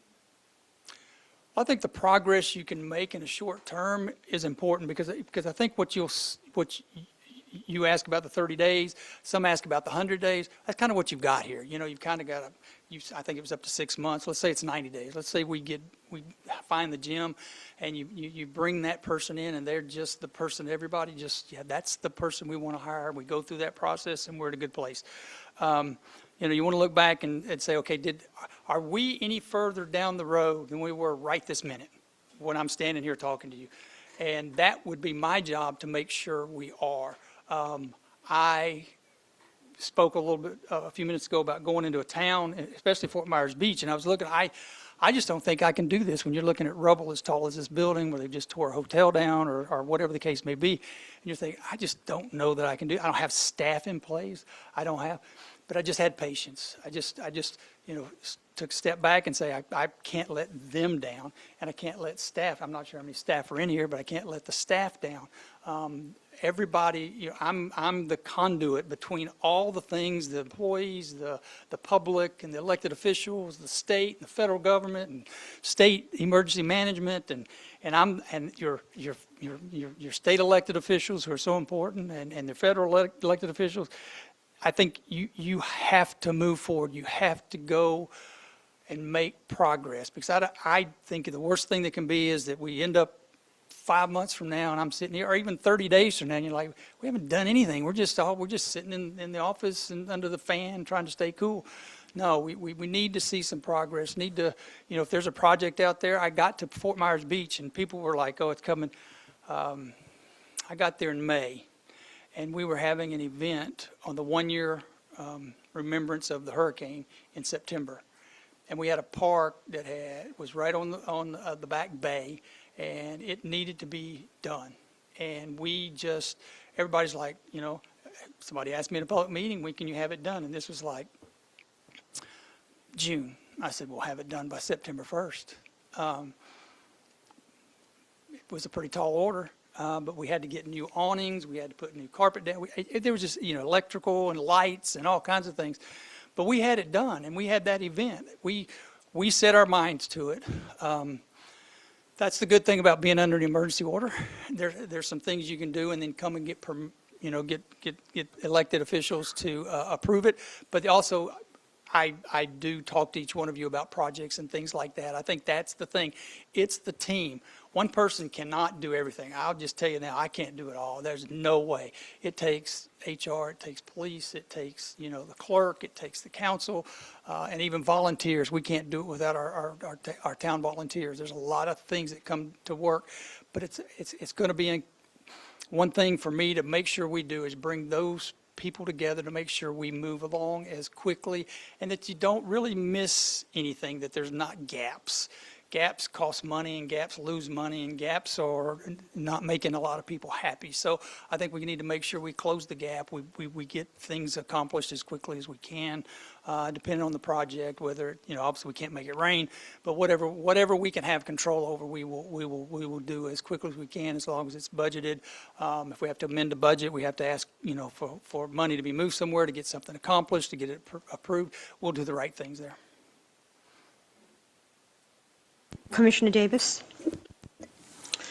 How do you rebuild trust after a controversial termination or leadership disruption? That's hard because emotions, personalities, that's always a tough one because sometimes you have to separate from somebody who's liked, what is it? I'd rather be respected or loved. Respect in an organization is important, and sometimes you have to make tough decisions. I'll say tough love. Even in a household raising 2 boys and a girl, there's decisions we had to make that weren't always popular amongst the troops, and there'll be decisions that we all will make in a local government that don't please everybody. That would be great if we could, but that doesn't exist. One thing I'm proud of, that when I decided not to renew my contract in January of '25 in Fort Myers Beach, the council was surprised, and they all asked me to stay and extend, and how long, what can we do? That made me feel good, that they appreciated how far we had come and what we were doing, and all the steps we were taking. And there were people we had to dismiss, and the attorney will understand this. There's people that are going to, two kind of cities that have been sued and cities that are going to be sued. And employees will do that sometimes, and you just have to if you just make all the right decisions and do the right things, and we don't have to explain it publicly. If it's a personnel decision, we can talk individually, and sometimes, depending on the position, we have conversations. This is going to happen. I've done that before. Somebody's, I dismissed an employee that she had. I'm going to say, it was the police chief in a small town that I was in, and she would put. A police officer one day would be, we call him the investigator, a small town, 2,500. These 2-3 days you're the investigator, and then they come in, she changes schedule, now you're back on nights, on patrol and stuff like it. There just was no organization, no structure, and it's like this was the only person that the uniform fit in a small town. So that's kind of how that came. So I let all the officials know this was going to happen. She was kind of popular with part of the police department, but we looked long and hard before I did that in my decision, and found the right person that when you put them in that place, everybody gravitated to. So the replacement in a situation like that is more important potentially than the departure, because now you're looking forward and looking to make progress and go to a different level. That is just something that I think we continually improve and try to, again, I talked about plugging people in the right places. Sometimes those are popular and sometimes they're not popular, and it depends on the situation.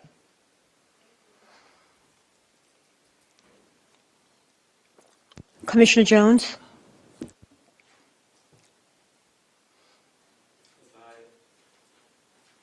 As an interim city manager, you had come in and make strong assessment, such as downsizing the department.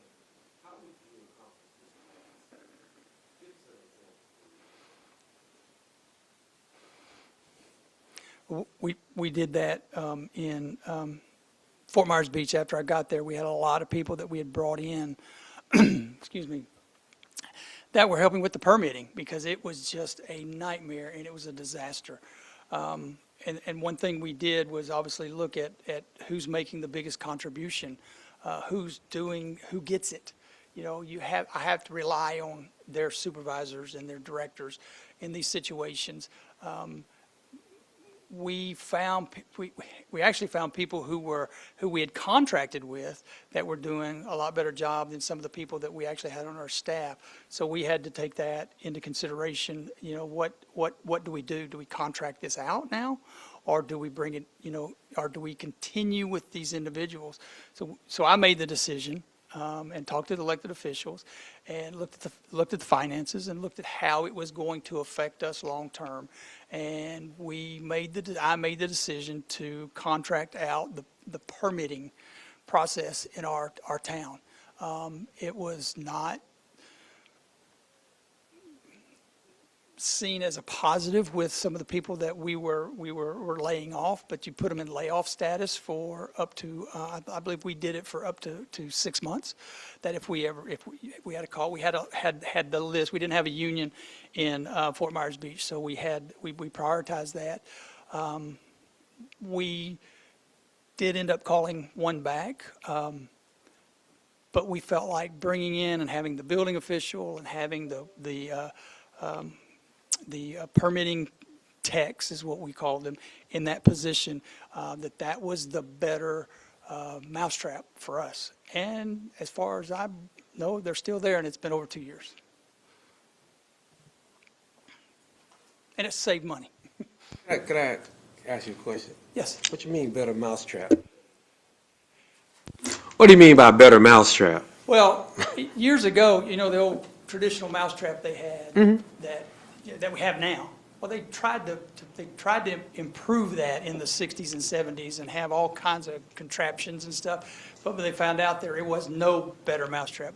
The phrase that I was used to was they were looking to get a better mousetrap so they could catch mice quicker and faster, but they found out really the old way was the best way. So looking at how we could get a better mousetrap was sometimes it's not always successful, but just I'm sorry, I thought it was an unfamiliar term, I just Okay, wasn't, gotcha. yeah, so Like a- I wanted to make sure. Okay, I'm sorry. like a trade secret. Sorry about it, No, thank you're you. fine. Thank you. That's all our questions. Do you have any questions of us, though? Not really, actually. This is a tough job. Yeah, you guys got a tough job. I kid you not. I've dealt with probably, worked for and with, probably 30 plus, 40 plus elected officials. And, Palatka's, kind of, I noticed the term gym out there, and we had a community where we had a theater, and we called it the Gym Theater. And, it was just everybody's pride and joy. I know you guys take a lot of pride in what you're doing, and this, I applaud you for this, because sometimes, as well as the chief's doing, and congratulations, it's tough, I know. It's not easy. I know it's not easy. And you're wearing a couple of hats and doing a couple of things, and I know, he has decided not to continue in this, so that's why we're sitting here.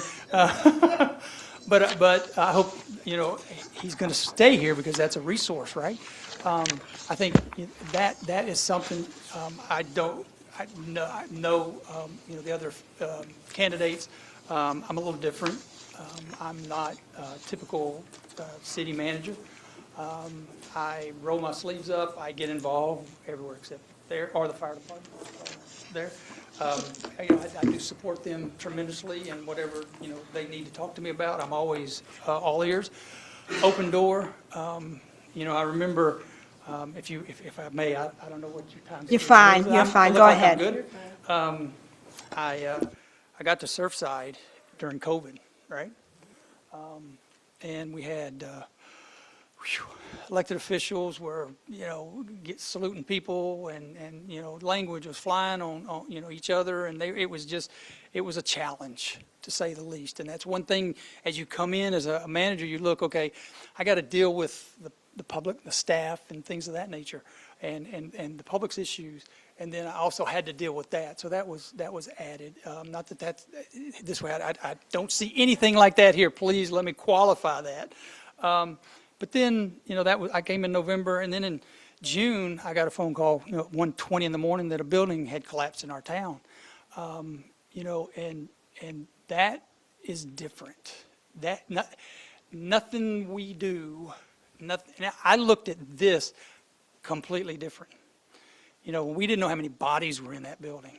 I've seen and been through things. I understand a little bit if you've served in the military, and a little bit about destruction and death.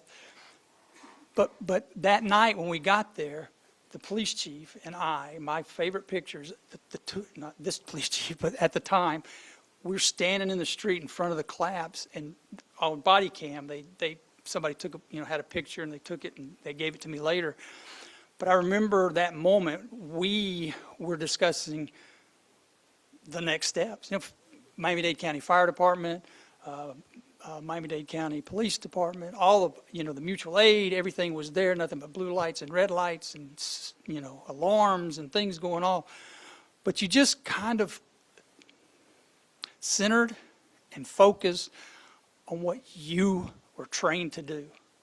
I'm the only city manager in the state of, probably in the country, that has dealt with a non-natural disaster that resulted in the death of 98 people and a devastating hurricane to rebuild the hurricane. That's two things that I dare say that any candidate has ever done. I've seen and experienced and walked through things that no other manager's ever walked through. I'm not the best city manager. Never will be. No way I can be. There's a lot of people a lot smarter than me. I don't have a PhD. I just am a hard worker. I'm just a guy that focuses, that grew up in Appalachia, and that, has a work ethic that is just something that I think is important, that we pull things together. And this is a great opportunity. It's, I'm not looking for long-term. I retired. I'm a adjunct instructor at the University of North Florida teaching government classes. I like that, but that's, it's online and it's not every semester.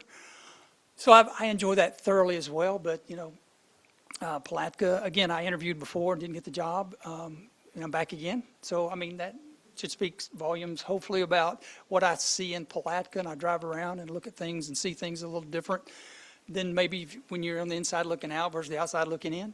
But some of my experiences are second to none. I mean, they are not. You don't want people to have these kind of experiences. And it's not so much what you do with emergency preparedness as much as in your emergency reaction. We can write a book. We can look at our, consolidated emergency management plan all day long, and the fire department trains, the police department trains, and until you're right there at the moment, nobody knows how you react. Never anticipated that building, never. So it kind of changes you, makes you who you are, makes you understand the relationships. And when you're standing out there with the mayor at, 3 o'clock in the morning, and, you're calling the council members and waking them up, and, that's something that always sticks with you. It's always interesting, but it really brought the team together. And I was amazed at how the team reacted because we had prepared. We were just about 2 days later going to have a tabletop exercise for a hurricane, and this happened, so that went by the wayside. We had a real activity that we had to address. Don't wish that on anybody. That's it. Talk too much. I apologize for that.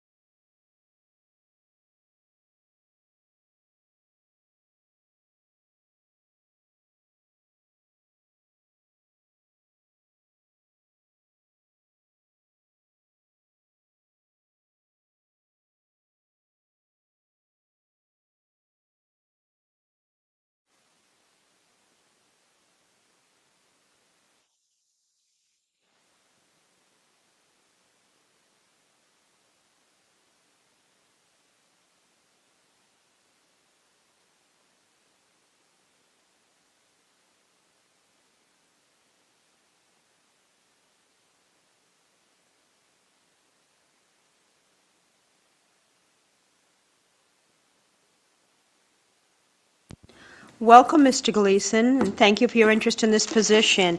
We are going to ask you a series of questions, as we've asked the same questions of every candidate, and we will start with Commissioner Jones.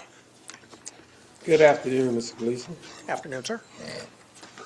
Mr. Gleason, how do you establish trust quickly? How do you establish trust quickly with staff, elected officials, in the community in an interim role?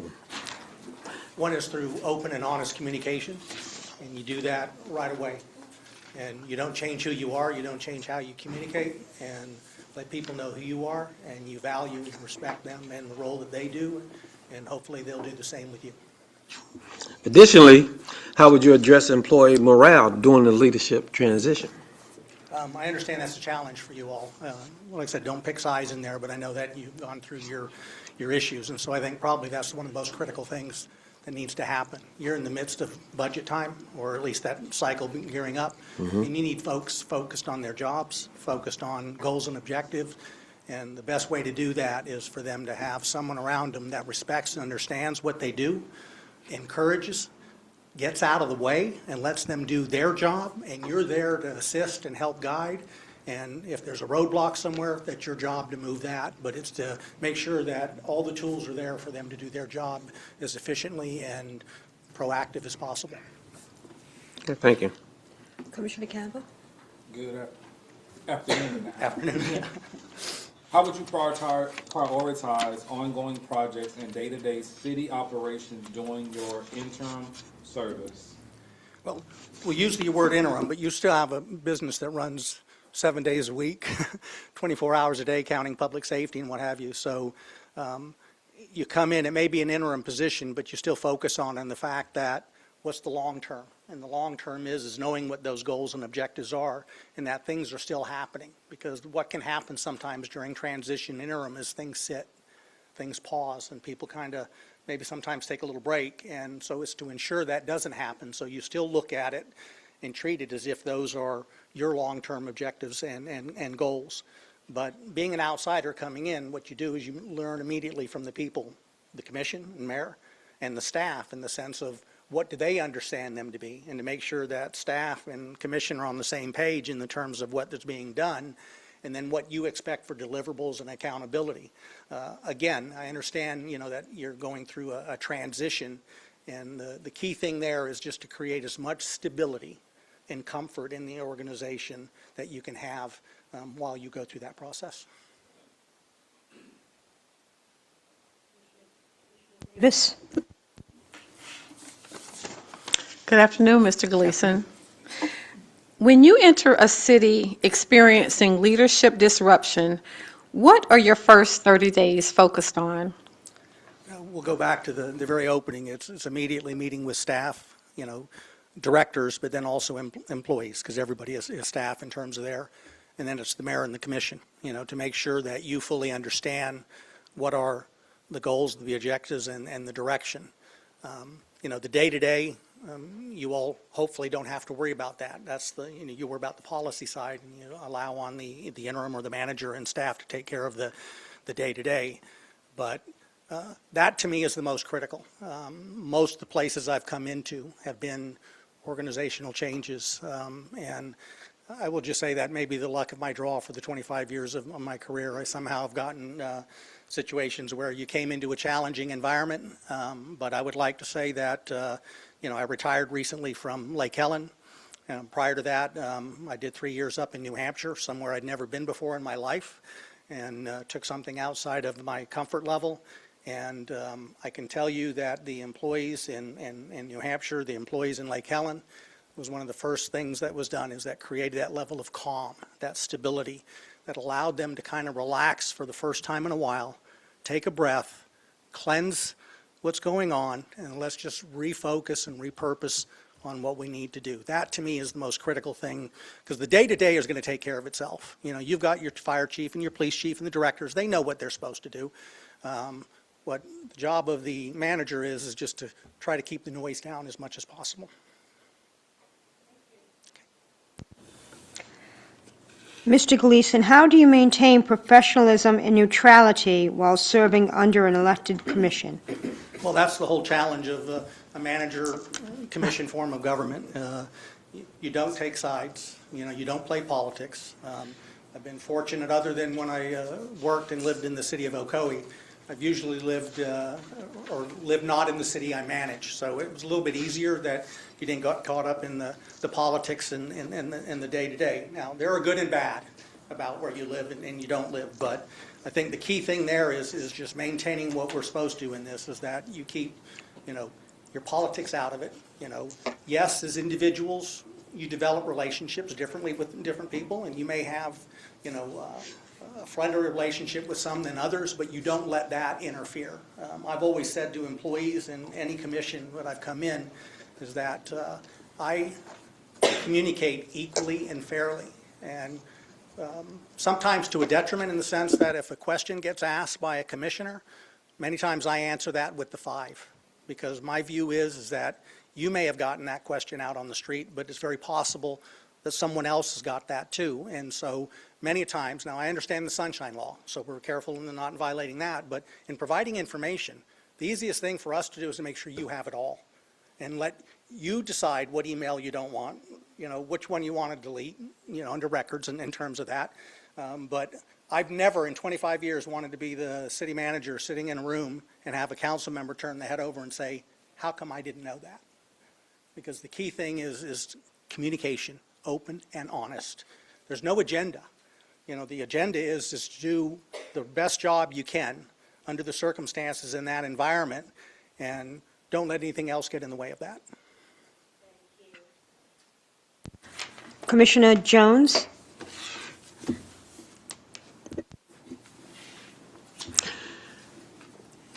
How do you maintain professionalism and neutrality while serving under an? Oh, I'm sorry. Next one. I thought he just said.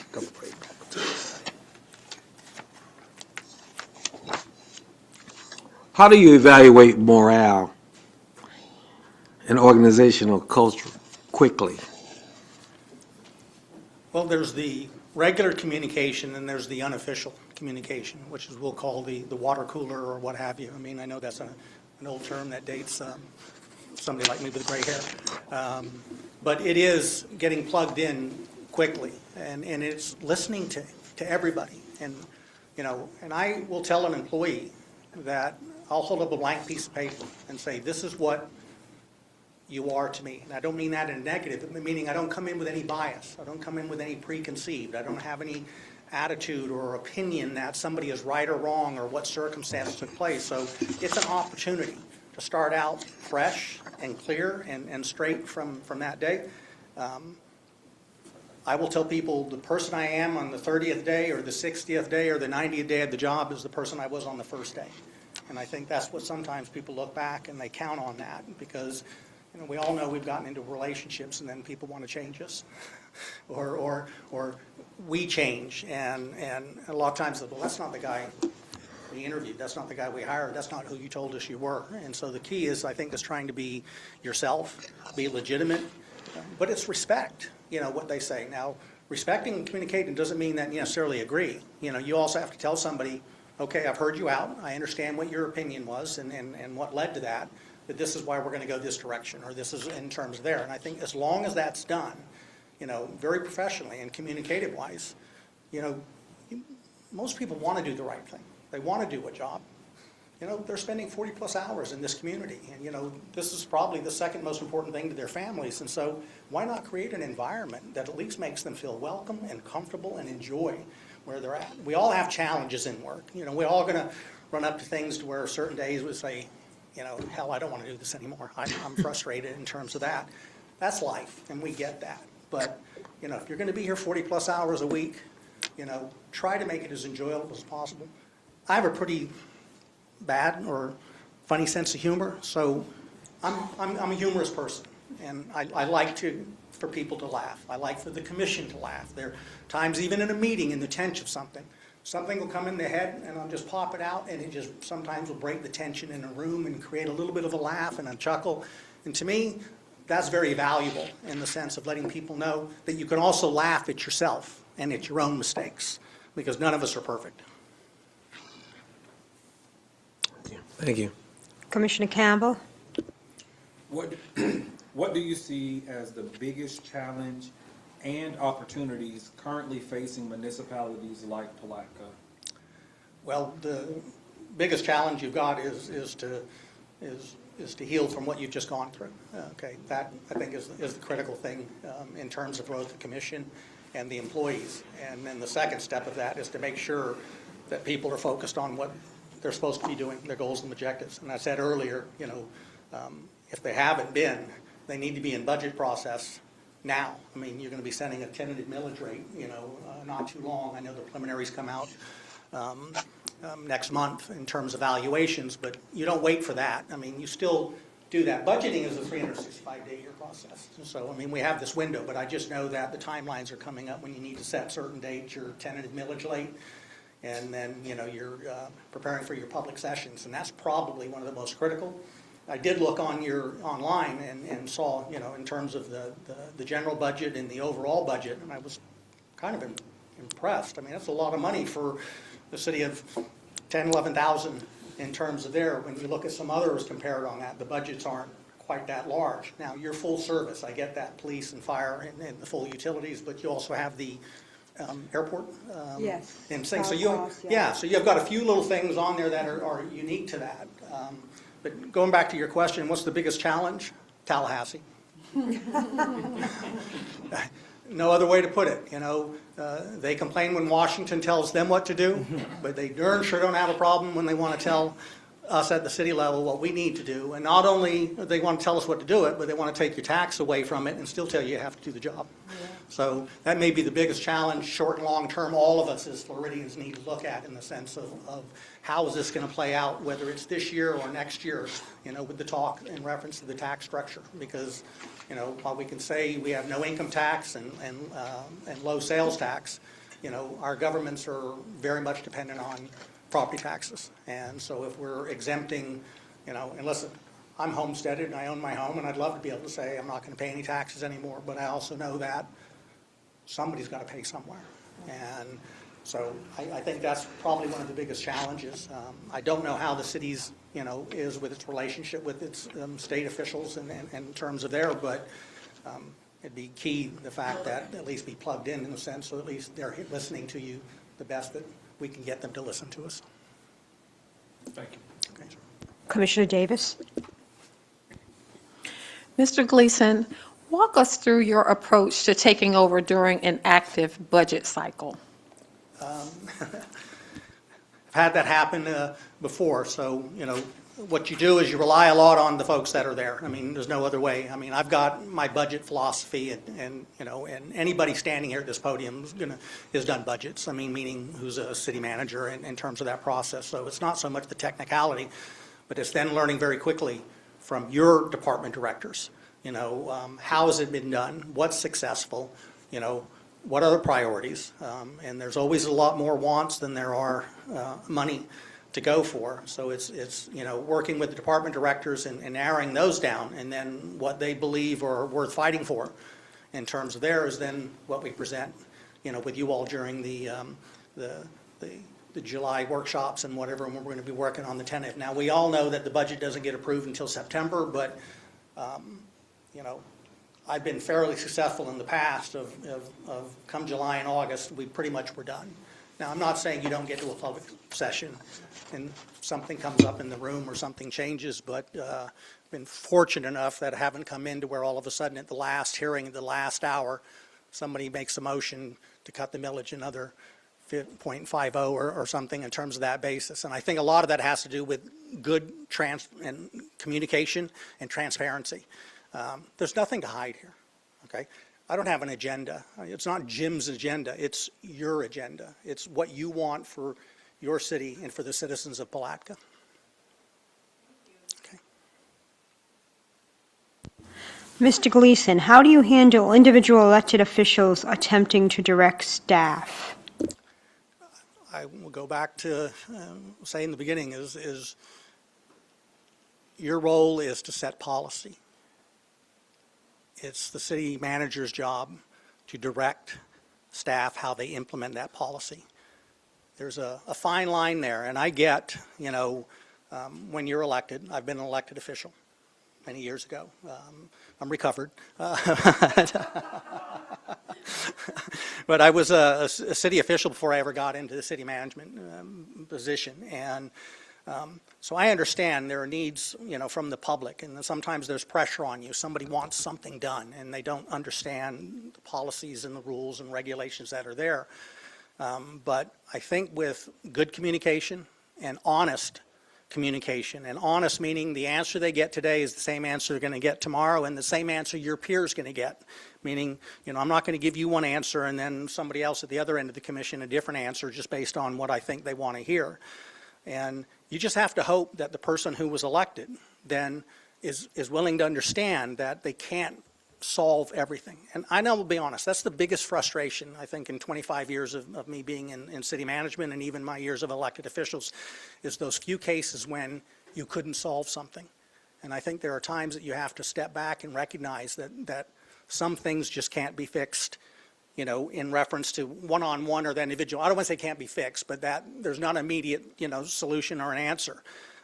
If there is repeated patterns of interference, then I believe that has to come back to the commission, and the commission has to address that, because you also have a responsibility with your peers of working together, because if one does it, then a second will do it. And that's why I go back to the point when I said to you how I communicate. Out of 5 on a board, I may hear from one 10 times a day, and another commissioner may only hear from him at meeting time. I mean, it's just different styles of what's there. But that one who only talks to me at the commission meeting still gets the same emails that are going out to everybody else, because, I want them to be in a position to where if they do want to pick up the phone and say, hey, I saw this email and I just wanted to get a little more information on that. So again, goes to that point where I said I don't want to be in a meeting where one of your heads pops down and says, I didn't know. Because you will know. And if there's a problem in micromanaging or interfering with the employees, I tell the employees, you listen to the commissioners, you answer the questions. I mean, that's what we're there for. It's a transparency in terms of that. But, we can talk about to where if it goes beyond asking for information and, well, I need you to do, no, then you direct that back to me. I will get hold of the commissioner and let them know that what is it you needed done? Okay, this is how it will be done. This is how it will work. And it may still be the end result, but it's just not being directed by them.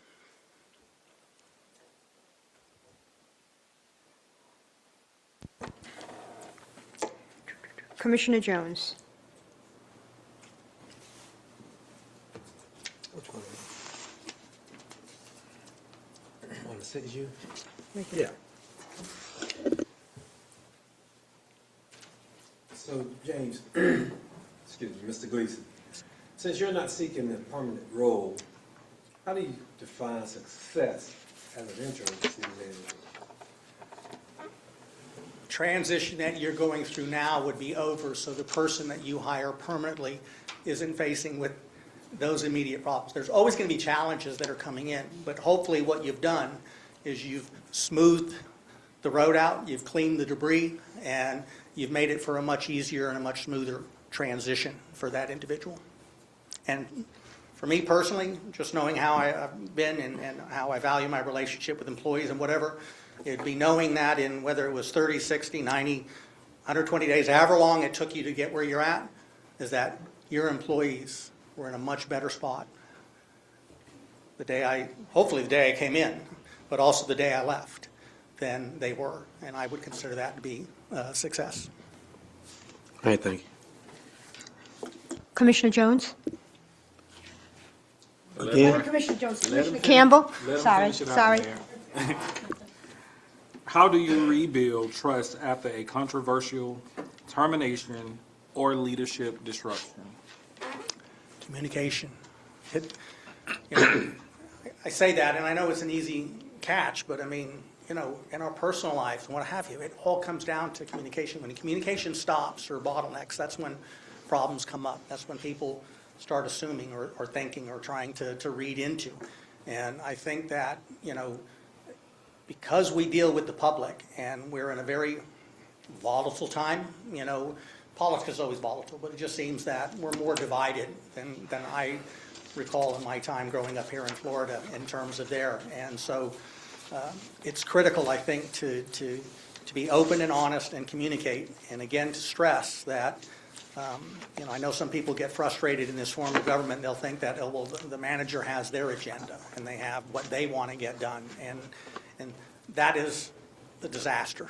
And that's setting yourself up for failure because you weren't elected, okay? You're appointed. Even if for the permanent job, you're appointed and you work for this board and you work for the people of the Palatka. And so as long as you know that and you know what you're there for, there's going to be challenges, but it's not that difficult. And again, it's communicate. And it's the same level of communication from day one as you get at day 5, you get day 30. Commissioner Davis.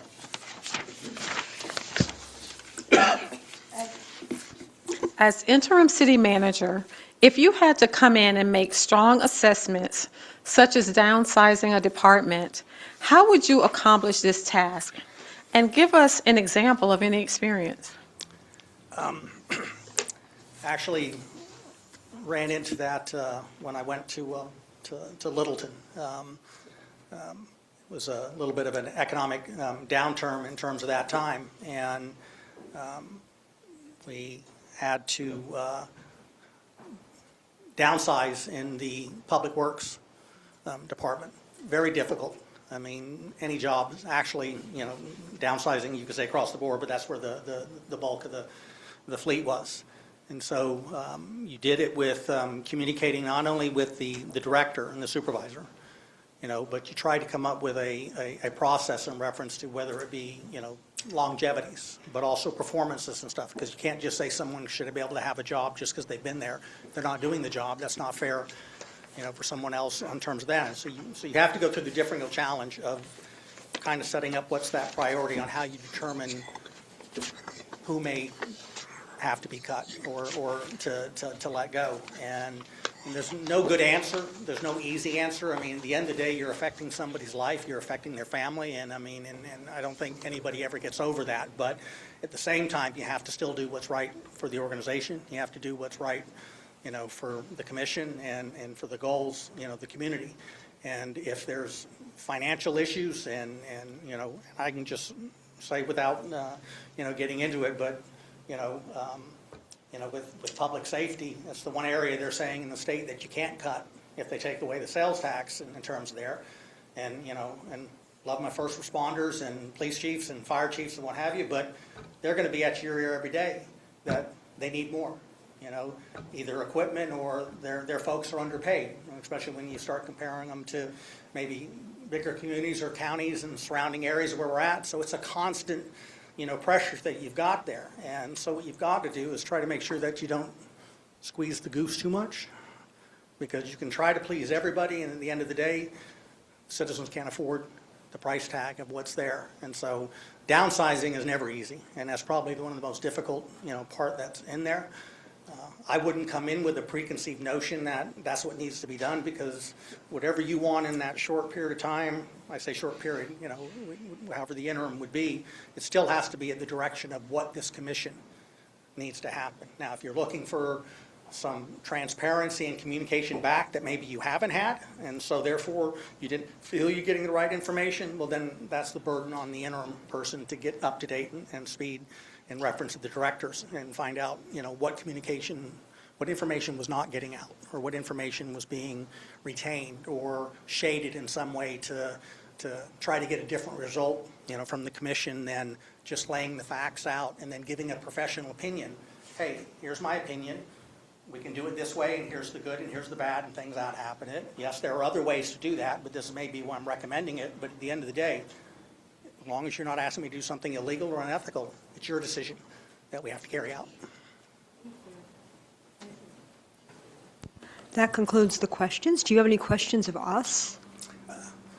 Well, yes. I mean, I know this is all kind of sudden. Actually, I got the an email from my former deputy clerk at Lake Helen. It sent this to me in terms of there, and my wife said, well, you just retired. And I said, yeah, I'm still feeling it out, okay?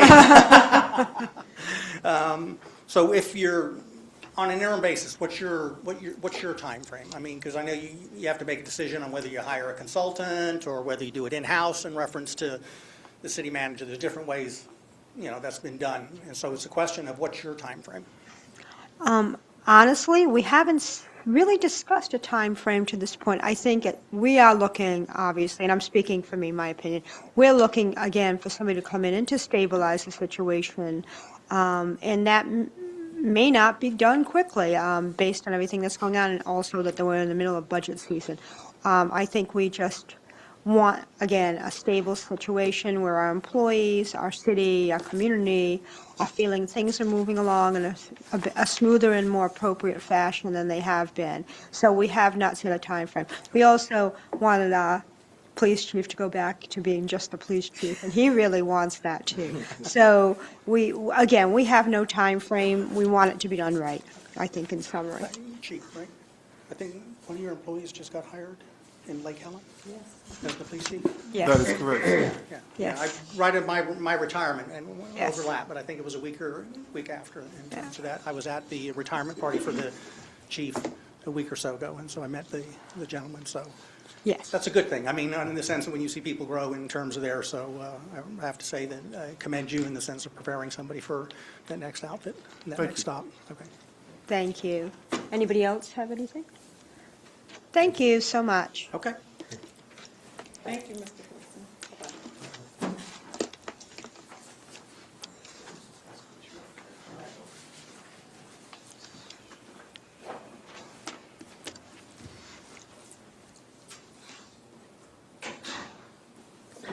I was going to wait for Mr. White to come back from the HR perspective.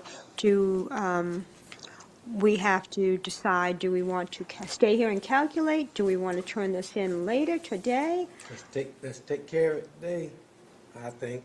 I would vote, that would be my vote. It is agendaed for discussion. Yes, I know this is an agenda item. I wanted to ask For this, you meant, there's an agenda item for discussion for this and going through this process if we do. Okay. Discussion. Three candidates. Do you want to go one by one, or do we want to just have a general conversation? You started, Madam Mayor. I'm not opposed to starting the conversation. If I, Yeah, turn your mic on and get closer. it's to it, please. on.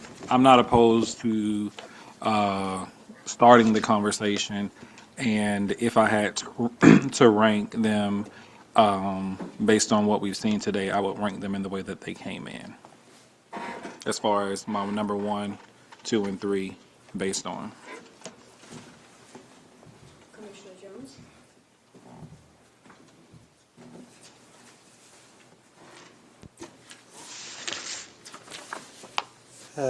My rankings are 9:30 is my number 1 candidate. 12:30 is my number 2 candidate. And the 11 o'clock was my number 3 candidate. Commissioner Davis? I ranked also, Ms. Curry is my number 1, Mr. Gleason is my number 2, and Mr. Hyatt is my number 3.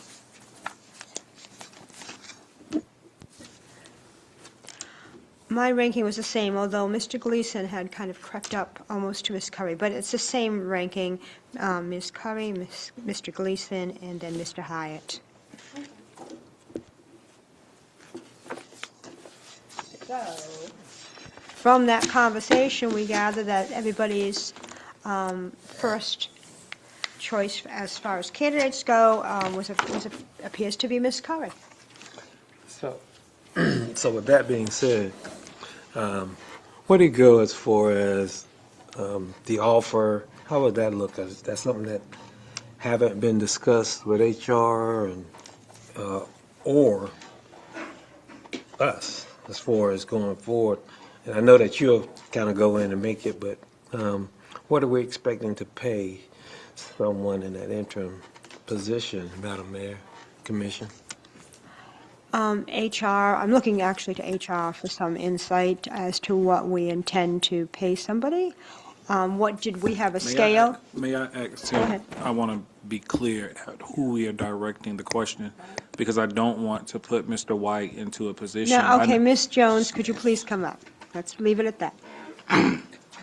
And no disrespect to Mr. White, I just feel He's on that his I second don't want to day or get. whatever, so- third day, yeah. And if it's something that you guys have to go and Absolutely, calculate, absolutely. I'd rather for you not to say it Yes, and and do come it back with correctly. something that, exactly. So let's not guess anything and don't put nothing out there that's not correct. Okay? Okay? Is that where you are? Yes. Okay, Okay. thank you. All right. Sure. So what I do know is obviously our candidates have done their homework. And the salary for our city manager is published. Yes. So I would expect that to be The same, similar. yeah. And so I'd like to consider that we allow, when an offer is made, that, or discuss, I want to discuss this. I don't want to suggest, I want to discuss the option of having the HR, to negotiate with the offer up to a maximum of what our current city manager paid. Is that? That seems An reasonable. option? Again, I think each candidate knows what that amount is and knows what their value is. So I'm open to that possibility of negotiation, but my guess is that they're going to expect to receive what the city managers receive. But I think it's worth negotiating, yes. So, are you done? Go ahead, Commissioner. Another factor that we need to have a discussion prior to it happening. What if the offer is not accepted or good enough? Do we, one, go with option two, or do we, even though they're ranked,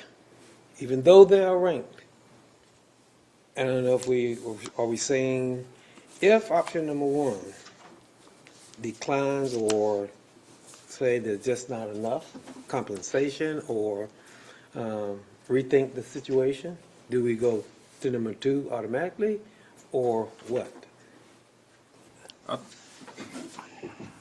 Yeah, I mean, I'm gonna say this. Is your mic on or you? It's on. I'm going to say this based on the conversations, the interview that I've heard today. I don't think that anyone who is offered the position would not be willing, and this is my personal, want anything over what our current city manager is making. So there is an opportunity for them to make up to what they're making. So I don't think no one would come in with the expectation of making more in an interim position. it's a hypothetical question. Let's just say change of thought. They don't want to do it after careful consideration. I'm just thinking ahead, forward thinking. If we came to that next step versus we're caught with no plan. No, I get I it, but your wonder what the question was plan more would be. so reference to the, Not the money. So The let me go amount. back and leave the equation of the money out. Change your mind. You know, I thought about it, and I don't think Palatka is where I want to be an intern. What would be the next, would we go to number two, or would we redo this? I'm just In my opinion, we would just automatically go to number two instead of, we're not going to redo the whole process, at least that's what I would think. If for some reason the person decides Palatka is not for them, I think we just go to the second candidate. The majority of us chose the same person as the second candidate, so I feel confident that we should be able to do that. Anybody else have any thoughts? Okay. I also would That's all I assume that wanna if know. somebody applied, unless something comes up personally that they're unexpected, I would think they would take the job. But again, we'll see. But yes. And so in the meantime, also, Ms. West is going to draft a contract for everybody to review prior to the candidate signing it. I have a few questions. Sure.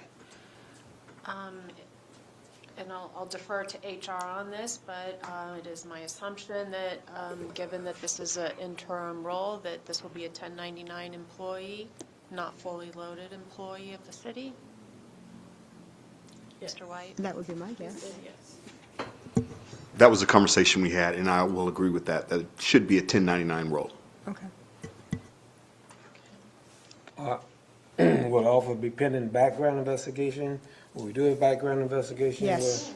Yes. We always do a background investigation for. Yes.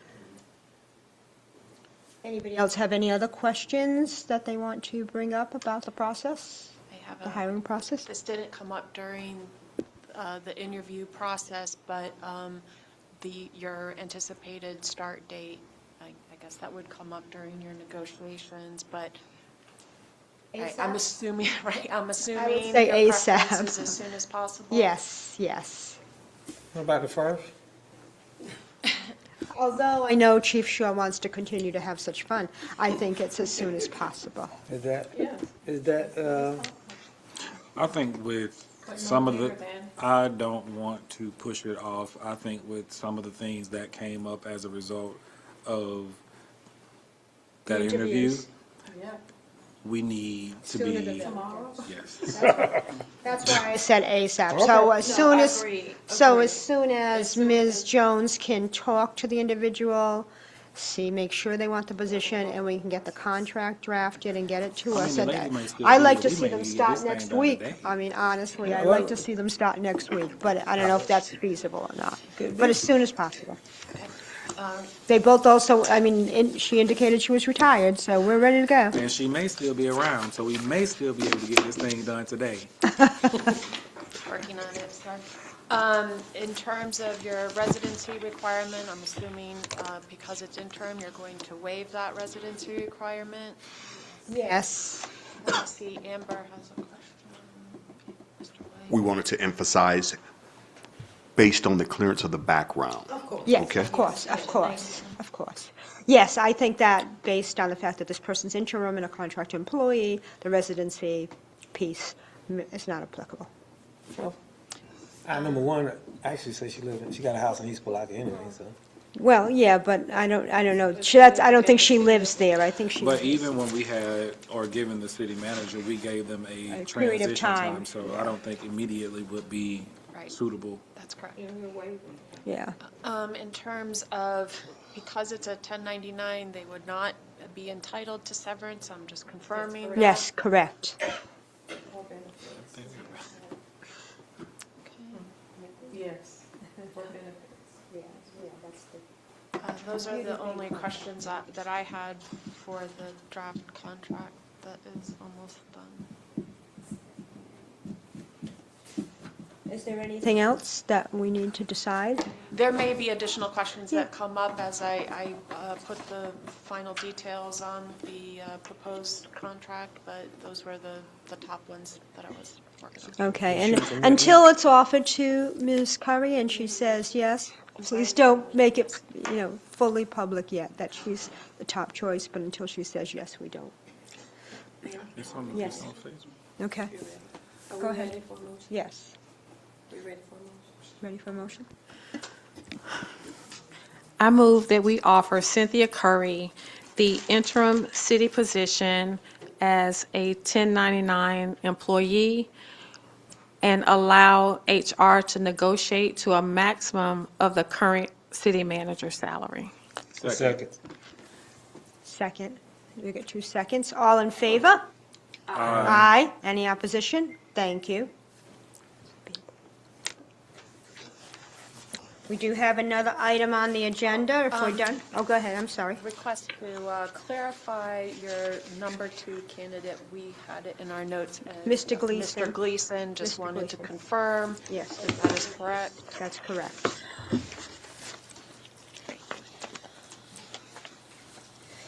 Under regular business, we have authorization to approve additional service expenses associated with the financial audit. Who's going to speak to this? So Mayor and Commissioners, Yes. I'll start it off with a conversation. As you all know, you received the email. We received communication from the auditors in regards to additional services required to complete the audit, which would basically require us to apply additional funds. Those funds listed by the auditor were in excess of 21,000. 21,000 is some change at a flat rate, 24 if they looked on the hourly services for their personnel. It was in my opinion, in review of that was, thank you. It's in my opinion, in review of that we bring it to the commission, not only for notification, but so that we can get approval to sign, and you will be allowed to provide any direction for us moving forward, or any other commentary to the auditors, anything else you would like. Discussion? Go ahead. Commissioner Campbell? So I have a question with regards to the additional retainer or extension. What additional information would they be providing? Because based on the document that was sent, they identified the, I guess the things that are in question, but they also provided a somewhat solution to rectifying or correcting the issue that has been brought forth. So I'm a little bit interested in knowing how they would dive deeper, or what the anticipated outcome would be with this additional fee. So, from my understanding, I'll attempt to answer, and then if there's further, I'll defer to Ms. Pierre. But from my understanding, from what they're looking for, they gave you a general overview. The audit would provide a more clear outcome, and they're going to do a deeper dive into each of those individual items that's listed, and provide you with what their findings are. Just off the top, the general overview just gave some understanding of, I guess, not only the requested items, but for the reason that they wanted to dive deeper into it and look a little further. That there'd be reason to look a little further forward. Thank you. No, go ahead, Commissioner Davis. So, to Commissioner Campbell's point, I agree. The only recommendation I see that would require additional services, I believe, is in the item number 1. And it says they recommend, well, it says that management perform a comprehensive review of ADG. So I think what you're saying is they want to dive deeper into their audit, which is more than their standard audit. Ms. Pierre. Ms. Pierre, can you are you able clarify? to address that question? I'm with Commissioner Campbell. I just want to understand. Okay.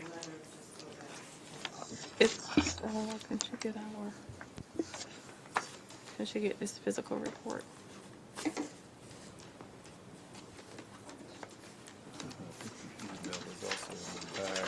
I have it. The email was on the 18th. So while she's looking it up, it really appears that, to me, that the findings that they already have, they also have remedies in this draft that tells us pretty much what to do. So I'm the third person that concur with what you're saying. Why pay for something you already found and you're telling us how to remedy it? Ms. Because it Pierre? says management, I'm sorry. I'm sorry. It says management, the recommendation is that management remedy these issues. That's the recommendation. And given what we have done just moments ago, I think we have a strong person that will be able to come in and review this document and give us her professional opinion with reference to this. Additionally, $21,000 for something that we've already gotten a draft of, I just don't think it's a wise way to spend taxpayers' dollar. So I would not be in favor of moving forth with this additional cost at this point. Go ahead, Commissioner Davis. Ms. Pierre, general question. I have the document here if you want to just get my, And we have the paper Ms. here. Pierre, we have it. My question is, does the auditor complete the ACFR for the city? So then that drives me to wonder, because when I look at the email from the auditor, it says in order to complete the ACFR by and to submit to the state by June 30th, they need to perform additional duties. Where I'm going with this is if we deny this, is the auditor saying or implying that they cannot complete our ACFR by June 30th if we don't provide the additional Funding. funding? And I think that's the critical question here. Because an interim city manager can't create our ACFR. When I spoke to the auditor confirmed to me that, first, the letter that you received is not an official letter. It is a draft, so that means it's not final. It actually is a result of the auditor having discussions with more than one elected official and addressing their specific concerns. So my discussion with the auditor was really that this extra service is just to address concerns that were brought forth to the auditor. And it is not directly related to the audit itself. He wanted to point out that we have a deadline of June 30th for our financial audit. However, the letter, unfortunately, I wasn't able to pull it up on my desktop, but from my discussions with him, he explained to me that these additional services were as a result of discussing with more than one elected official on the board, on the commission. However, the memo says it was the information or the concerns came from the finance department, not commissioners. And you could say from individual commissioners or other whomever, but it doesn't say that. It specifically says finance. And I think that got my mic on, but specifically, you didn't really answer Commissioner Davis' question as to whether we are prepared to turn in the information we need to on the 30th of June, or whether they are prepared to have all the information they need to complete it, to turn it in on the 30th. So the finance department as a whole has been responsive as far as questions during the audit process. The audit process is a twofold process where the auditor will request items, the finance department will respond, and that's what we've been doing. And as far as the audit, finalizing the audit, that comes from the auditor, writing and drafting, preparing the audit report along with the ACFR, that's, the auditor is paid for that service. So I think what would help is possibly speaking with the auditor directly to bring clarity as far as that letter that is a draft and it's not final. Are you talking about us? Talk to the auditor or you? I've already spoken with the auditor, and my understanding was that these additional services were as a result of concerns that were brought forward Well, to I the want to auditor. be specifically wait a minute, clear wait a that minute. I did not speak to. Go ahead. Ms. Pierre, here's this. Regardless as to the origination or the driver for this communication we received from the auditor, there's some information we need for our city. Number one, are we at risk of not meeting the June 30th deadline for, I mean, this is not, I'm not asking you to respond. These are things that need to be addressed, I believe, before the commission can fully provide direction or guidance. Number one, if what the auditor is saying is hindering the completion of that, we need to understand exactly what the auditor is going to do for the additional fees. And how is that work outside of our normal scope that we have already paid for? I think that's what's most important here. I will say this, and I think I'm going to say this. I'm going to say it and see if it comes out the way I intended. For me, the source does not matter. We have a deliverable and a requirement that is due by the state of Florida for our city. We want to make sure that this process is on track for us meeting that requirement. If there were findings that will hinder that process and they require a deeper dive outside of our original scope, we then may have to consider that. But we need to know that information first. So we do need to understand the source of the information, where it came from does not matter. If we can materially show that these items that have been identified from this audit exist. So I just want to make sure we keep the main thing the main thing. I think that's what I'm trying to say. So Mayor and Commissioners, if I may, I will reach out to him today, place that call, receive that information, give an answer to your questions, and then reach back out to you all with that information as soon as I receive it. Thank you. And I do have another question. So I think the authority of the city manager is under $25,000. That is correct. So I want to go ahead and address this now in this meeting because we don't have another meeting to address it due to the critical time constraint. If indeed it is proven that additional services are required outside of the scope of our prepaid services to get our deliverable, is that something that the city manager has authority and support from this commission to do? He already had. I know he has authority. It's the support piece that I think want to you're know, does questioning. he have support? He has my support.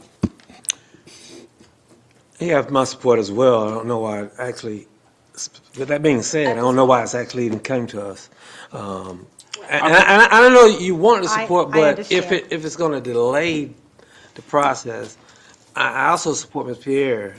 I understand. If it's supposed to be done within the next 2 weeks, I see what the letter says. And I think if you feel that you need to pull the trigger, get the additional so that we can have an official letter from the auditors and we'll know where we are. Okay? Because we asked for the professional audit to come in, so here we have it. Okay. And I understand the question in wanting to have a discussion with this commission. That makes sense. But I think we are all in support, and you do have the authority to make that decision for any expenditure under 25,000. So I think we're all set. Especially when an applicant came in and asked us what the condition we are in, and we did not have the answer. I think that is important for you to go ahead and do, Chief. Thank you. Thank you. Make sure I get it done. With that said, any other items for discussion? Do we have a motion to adjourn? So move. Thank you.